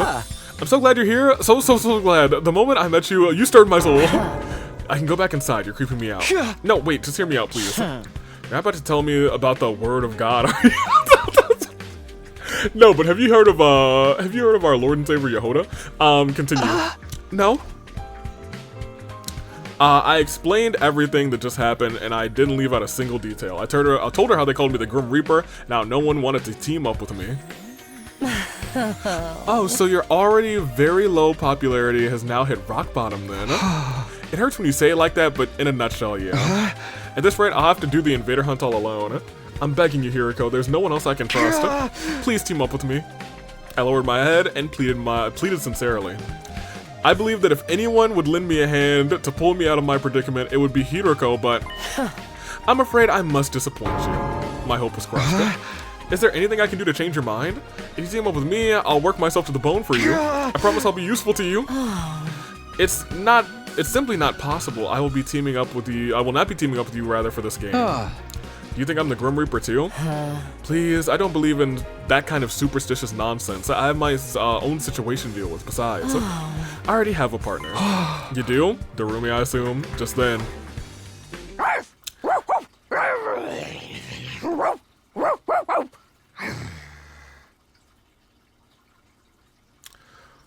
Oh boy. Get lost, Takumi. Remo was Darumi? She's mine, all mine. Stupid puppy. I told you not to come out. Go back to your doghouse like a good girl. Don't be mad at me, Mrs. Hiriko. What's going on? Why is Darumi barking? You know, this one's been an overexcited nuisance since the Gilling game was announced, right? So I turned her into my dog. I don't understand in the slightest. Basically, I used strength to make her submit. Oh my gosh, and it broke her a little. Oh my gosh. Come to think of it, Darumi had been unusually quiet during the announcements of the rules. I guess she was already a dog at that point. I have a responsibility to her as her owner, so I'll be playing the game with her. Go away, no boys allowed in the Yuri zone. lmao! She's all mine. Instinctively, I fled after being ferociously barked at by Darumi. I guess I'm on my own then. I felt strangely refreshed after being so cleanly rejected. Fine, I'll play by myself. I'll hunt down invaders on my own and survive all on my own too. Half sulking, I headed for the entrance hall.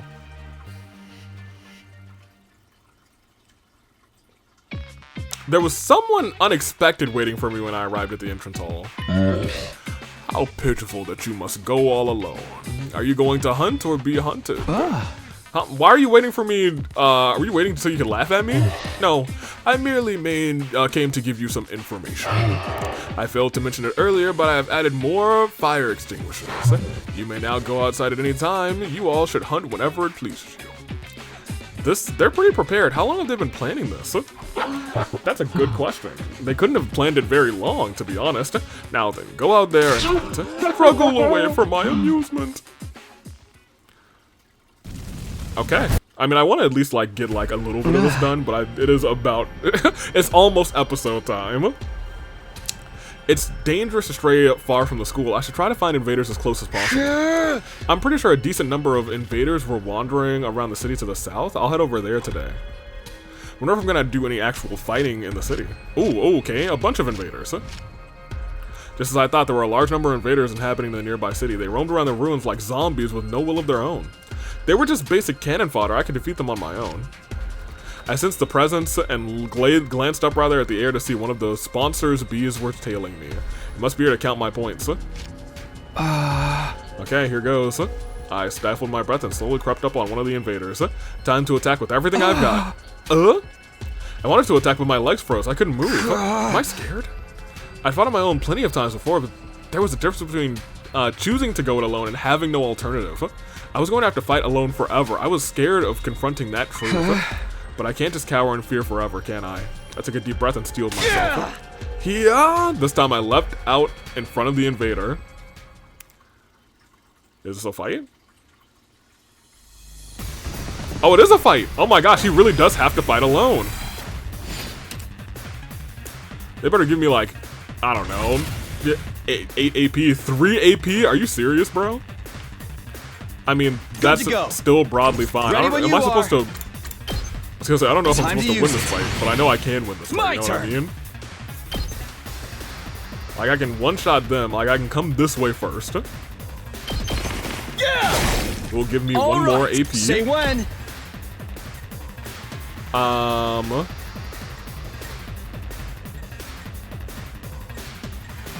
Ooh, I have Impact Stab, but I think this for 3 twice.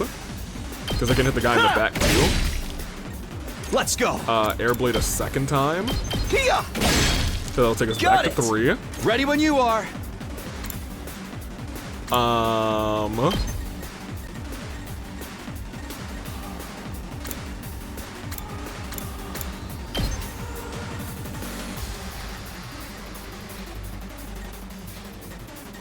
We'll go here.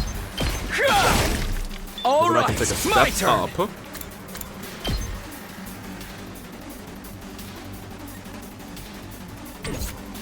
Here we go. Where's my stamina potions? They're agility. I was like, where's stamina? It's agility. So now we can walk forward again. We can take out. Well, since this has more range, but I think it actually is still better to do a side slash like here. There. All right, here we go. Take this. Sure. Let's do this. Take that. That's fine, and then they can all come to me. Good to go. Yeah. Get one that time. I've got this. Okay, and we'll stand here. Hiya. And we'll stand. Ready when you are. I actually don't think I needed to waste that attack potion, but it's not like a waste. It's not a waste if we're turn winning something, you know what I mean? That's my philosophy. Takumi, you're fine, you didn't get hit. I was already exhausted, even though I only killed off a few minions. I can't come back if I die out here. The lingering feeling of death had weighed heavily on my mind and body, but I couldn't afford to rest. I had to do whatever it took to get more points, not to mention.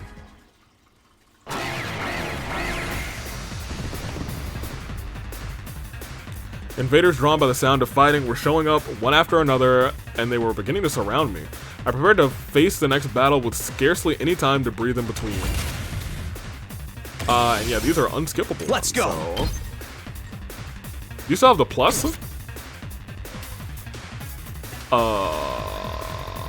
Say when. No, you don't. Good to go. Harder. But I can't just do that. Calm down with that. Let's do Don't this. just yell harder. That's crazy work. We'll attack you Take first. this. Got it. My turn. Say when.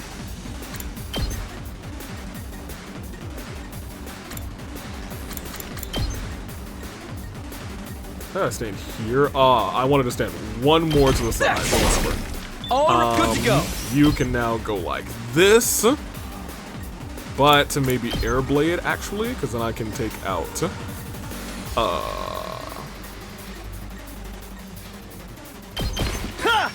them. Let's go. And I can Airblade again by going, ugh. Actually, that's good, because I can actually see a line for Airblade going the other way. Right? Yeah, I was going to say that's a very good Airblade line. Let's go.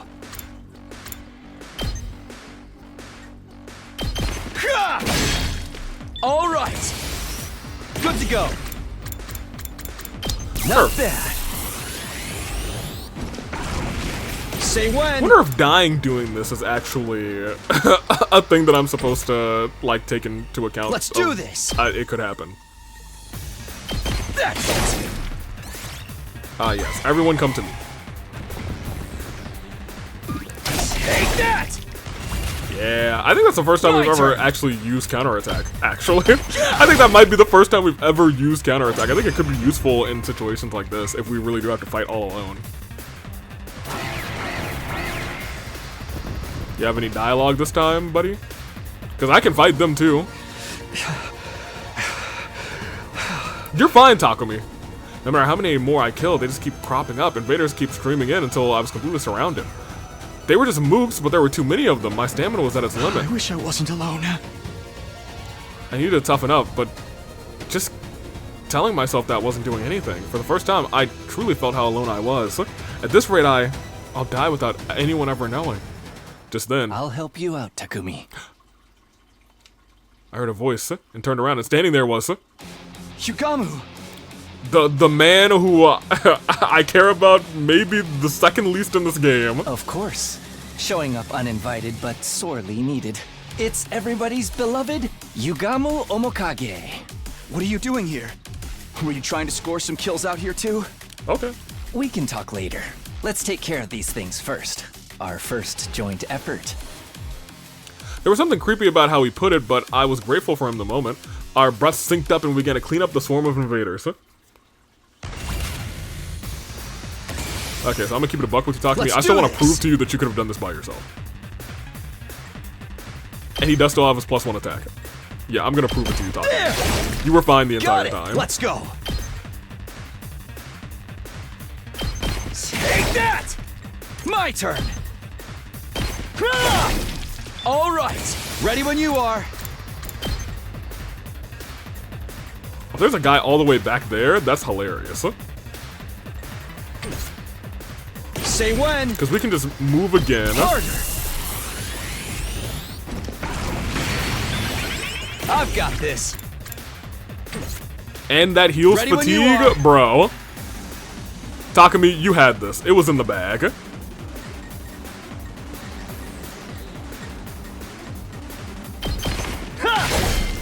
Got it. Here we go. Here. My turn.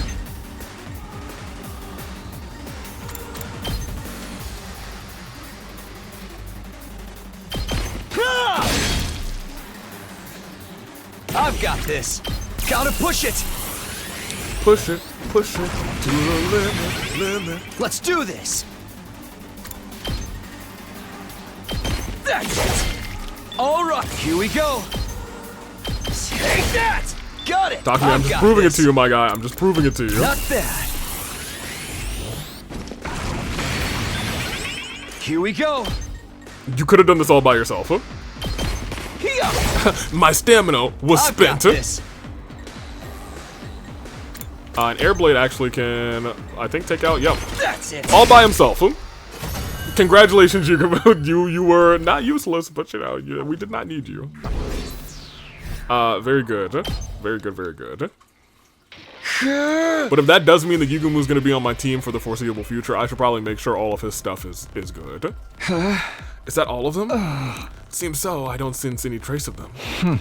Well, thought Takumi, you were in quite a predicament considering it's the first day. No. He was fine. He did that all by himself. I couldn't believe it. I was shocked to see how many they just kept coming. I was almost killed by a bunch of weaklings. Fighting truly isn't something to be done alone. I didn't get the chance to properly thank you. You saved me, Yugamu. Thank you. If you hadn't run into me here, I might have been the first to be eliminated from the invader hunt. No need to thank me. It wasn't by coincidence that we met up here. It wasn't? Yes, I've been following you all morning. You had no idea, did you? Tailing people is always one of my specialties. Was he joking or playing off his embarrassment? No, that doesn't seem like what was going on here. He really was following me. Then it makes sense that he showed up at the perfect time to save me. But why? What was the point of following me? Oh, for the love of murder, don't be so wary of me talking to you. I'm not going to eat you, all right? Although you look plenty delicious to me. Hey, calm down. How could I not be wary of an assassin? Yugamu Omokage, the descendant of a family of assassins, and that's a lie, but you know it is what it is. I'll come right out and ask it. Why were you following me? I was figuring out my timing. I wanted to come gallantly to rescue you if you found yourself in any trouble. Then I'd be able to show you how useful I am. Call it a courtship display. Why is everything you say so creepy? That's the long and short of it. He muttered as he held out his right hand to me. Takumi, would you team up with me? Can I say no? He's offering to form a team. It was all I ever wanted in my isolation, but why do you want to team up with someone everyone hates? Wouldn't you rather be with Nozomi or Kiyoshika or the others? I don't do well in groups. Honestly, I'd enjoy my kills alone rather, but going in alone is too risky. So I thought a budding up rather with the odd man out would be just the thing. Is that really the only reason? I don't think so. Made sense, but it's hard to decipher his true intentions. I was sure he was planning something, but given that he went out of his way to ask me in, after I'd been so ostracized, but if I turned down his offer, I'd have to hunt alone forever. Well, will you join me or not? What do I do? Should I team up with Yugamu? It's shocking that this is a decision.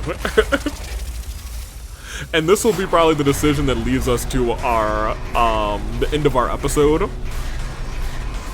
And I'll keep it a buck with you. I'm pretty sure, once again, no is the decision that will lead us to a quick ending. But for the sake of sanity, I'm gonna say yes. That's the clear answer that we should be doing. We'll come back and do no, and we'll probably be like the first person out, and then that'll be like a quick like, oh, Takamu's been stabbed by some bees. Well, you're stuck with me for a while then. I shook Yugamu's hand. Whether he could be trusted was besides the point. I simply couldn't carry on like this all by myself for much longer. For now, I would team up with Yugamu. I'm glad to see our hearts are in tune with each other. Want to try for the best couple award while we're at it? Don't think they're giving out awards here. Also, you and I are not a couple.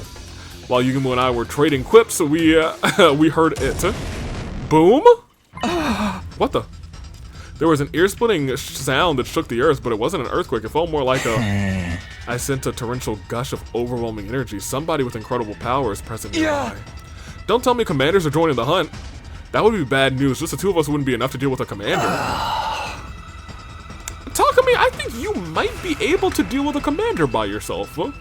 I think you actually might at this point. A little bit of reconnaissance would go a long way, and tiptoe after me quietly as you can manage, Takumi. Right. Yeah, I wonder what we're gonna see. We cautiously made our way towards the source of the sound, hiding behind pieces of rubble along the way. And then... Hey! Oh, these two? Mistress Hiroko? My 18th invader kill! Oh my gosh. This is probably our thumbnail. Have you been treating them? But the bloodiest brand of carnage only I can dish out. What else?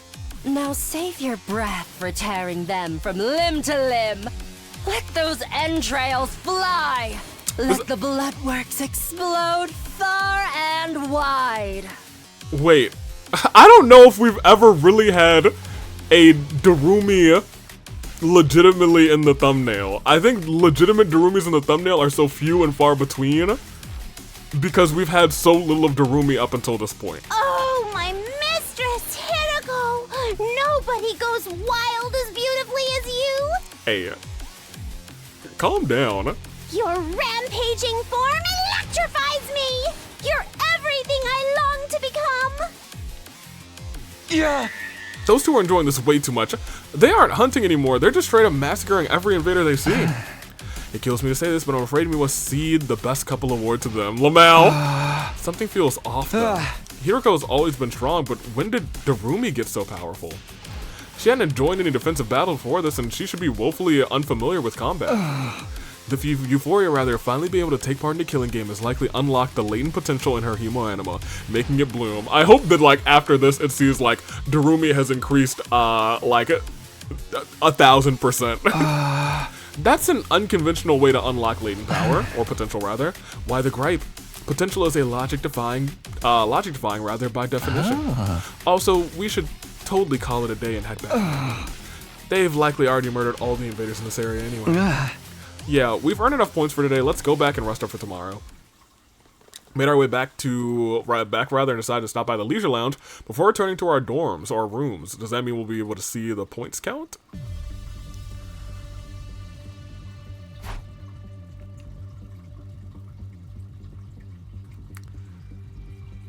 We're not in last. In fact, we're in second. You know, in terms of team count, you know what? Like Hiroko and Darumi as a team, they're in first and second. We're in third and fourth. Not bad, not bad. Kako, Shoma's in last. That makes pretty much sense. The three people who had never really fought before, Tsubasa is a part of. No, Tsubasa fought with us. Nozomi. I'm actually surprised Nozomi's in number 8. You know what I mean? She's usually healing, not hunting. Kiyoshika, Takamaru, Moko. That sounds about right. Well, I feel like Kiyoshika is a better unit than the other two, but Takamaru's got the movement, and I feel like that he's got the movement, and I think his second ability or his second skill is pretty decent too. Unsurprisingly, those two are in the top spots. I expect they'll be staying ahead of the pack for a long time to come. I'm in 3rd place? Honestly, I thought I'd be much lower than that. Well, I did take out quite a number of invaders today. Also, let me think about it.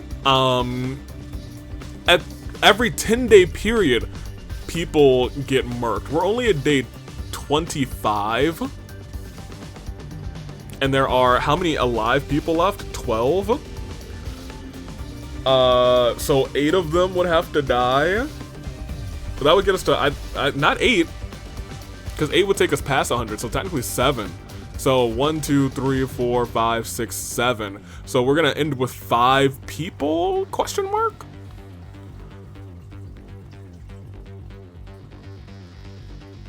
Interesting. And I'm in 4th. Oh, it might be 4 If actually. we keep now that I this think up, about we it. won't fall to the bottom of the rankings in the first round, at least. First round of this game will last until day 35. However, whoever finishes in last each round will be executed. I decided I wouldn't keep tabs on where the others were placed. Ensuring my own survival was more important, and besides... You're cursed! Do us all a favor and get out of here! Yeah, they don't care about me anyway. You're more than cursed. You're the Grim Reaper. The blood of Lady Kurata is on your hands! Yeah, I hope those 3 get gone immediately, actually. Kyoshika, friendship ended. That's not true. I actually really liked you on the romance route. Sheesh, this whole slew of messed up shit speaks for itself. Not even I can help you out here. I shouldn't be letting people ostracizing me live rent-free in my head anyway. There you go, Takumi. What a day. The constant fighting and stress of possible death had strained my body to their limits. Oh man, if we didn't let Yugumu team up with us, I guess we'd still be in the same place, but probably not for long. We'd probably drop to the bottom on the next day. Continue. I wanted to rest early and recover from fatigue, but... Hey! Care to explain what you're doing in my room? It's just something buddies do, right? And that's what we are. Buddies, partners, bosom chums. It goes without saying we need to be joined at the hip. Oh my gosh, he feels like a creepier Ato. And when I say that, actually, I think he might potentially be, he's a creepier Ato within the first, like, 90 days of the first route.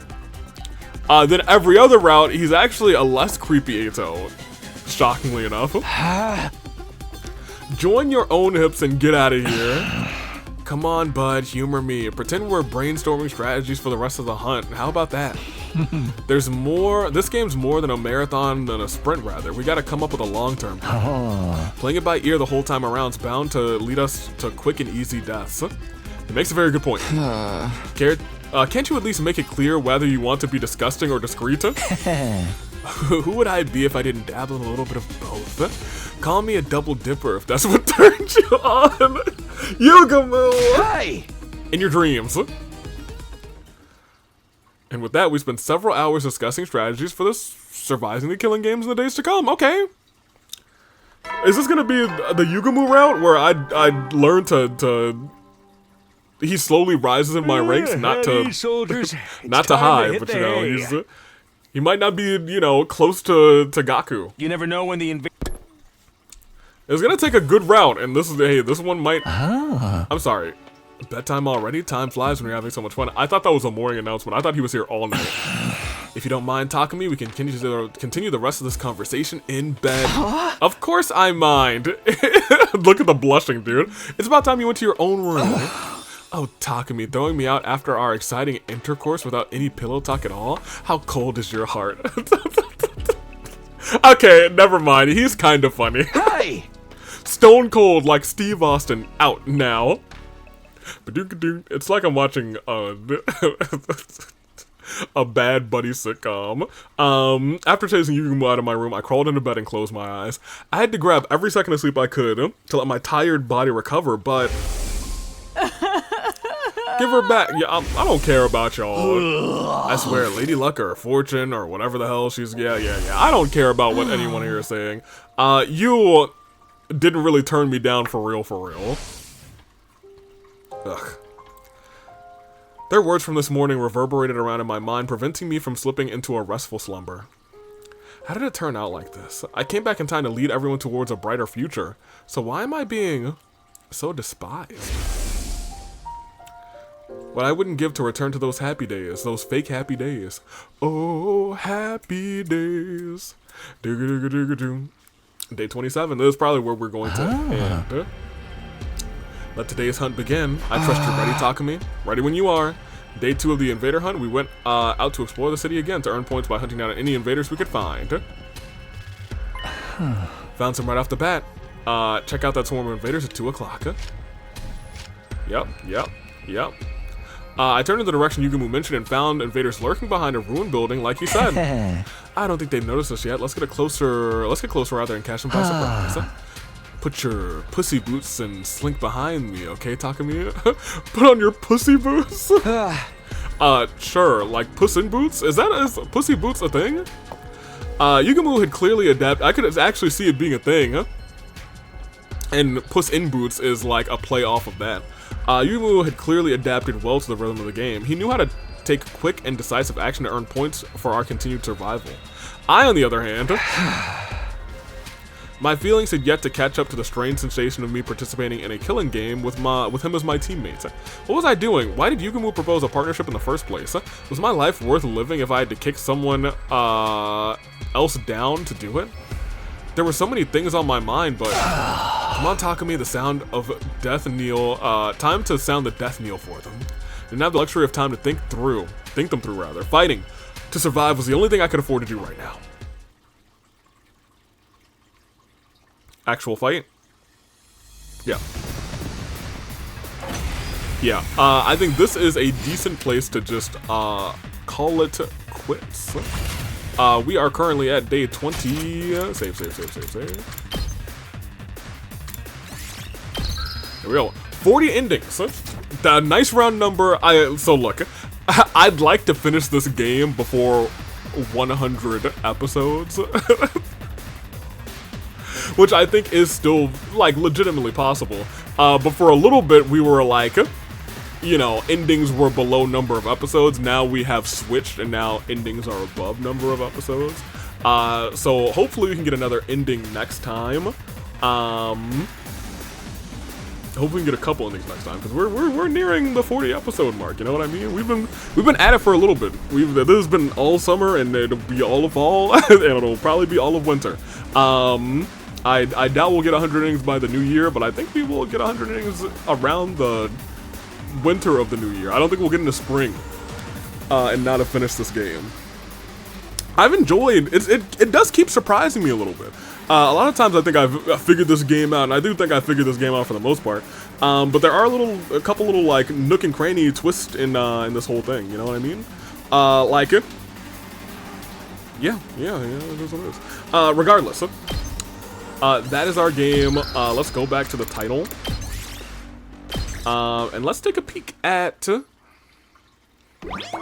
CGs and endings that we got. None of them really confirmed that there's a Gyai in our brain, even though we kind of know that to be the truth. Event gallery though. I'm not sure where this would be. Ooh, this is so close to the end. Because we got this today. Oh boy. Ooh, fascinating. And this is the route we're currently on, actually. The bees! Poor girly. That one. This one is kind of hilarious, even though I don't think it's a good. I think it's a great thumbnail, but I think it's. Whenever I do thumbnails, I try and do a thumbnail that's not super duper spoilery for somebody who's never played the game.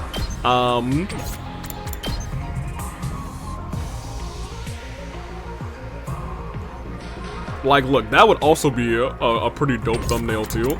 But I think this is definitely our thumbnail for the episode. Darumi actually in the thumbnail. Who would have thunk it would ever happen? I think it may have happened like if we go through and Darumi, actual Darumi is on the thumbnail, I feel like it's less than 6 episodes. I think it might be less than 4 because she's been dead for so many of them. And so she's not a part of too many CGs.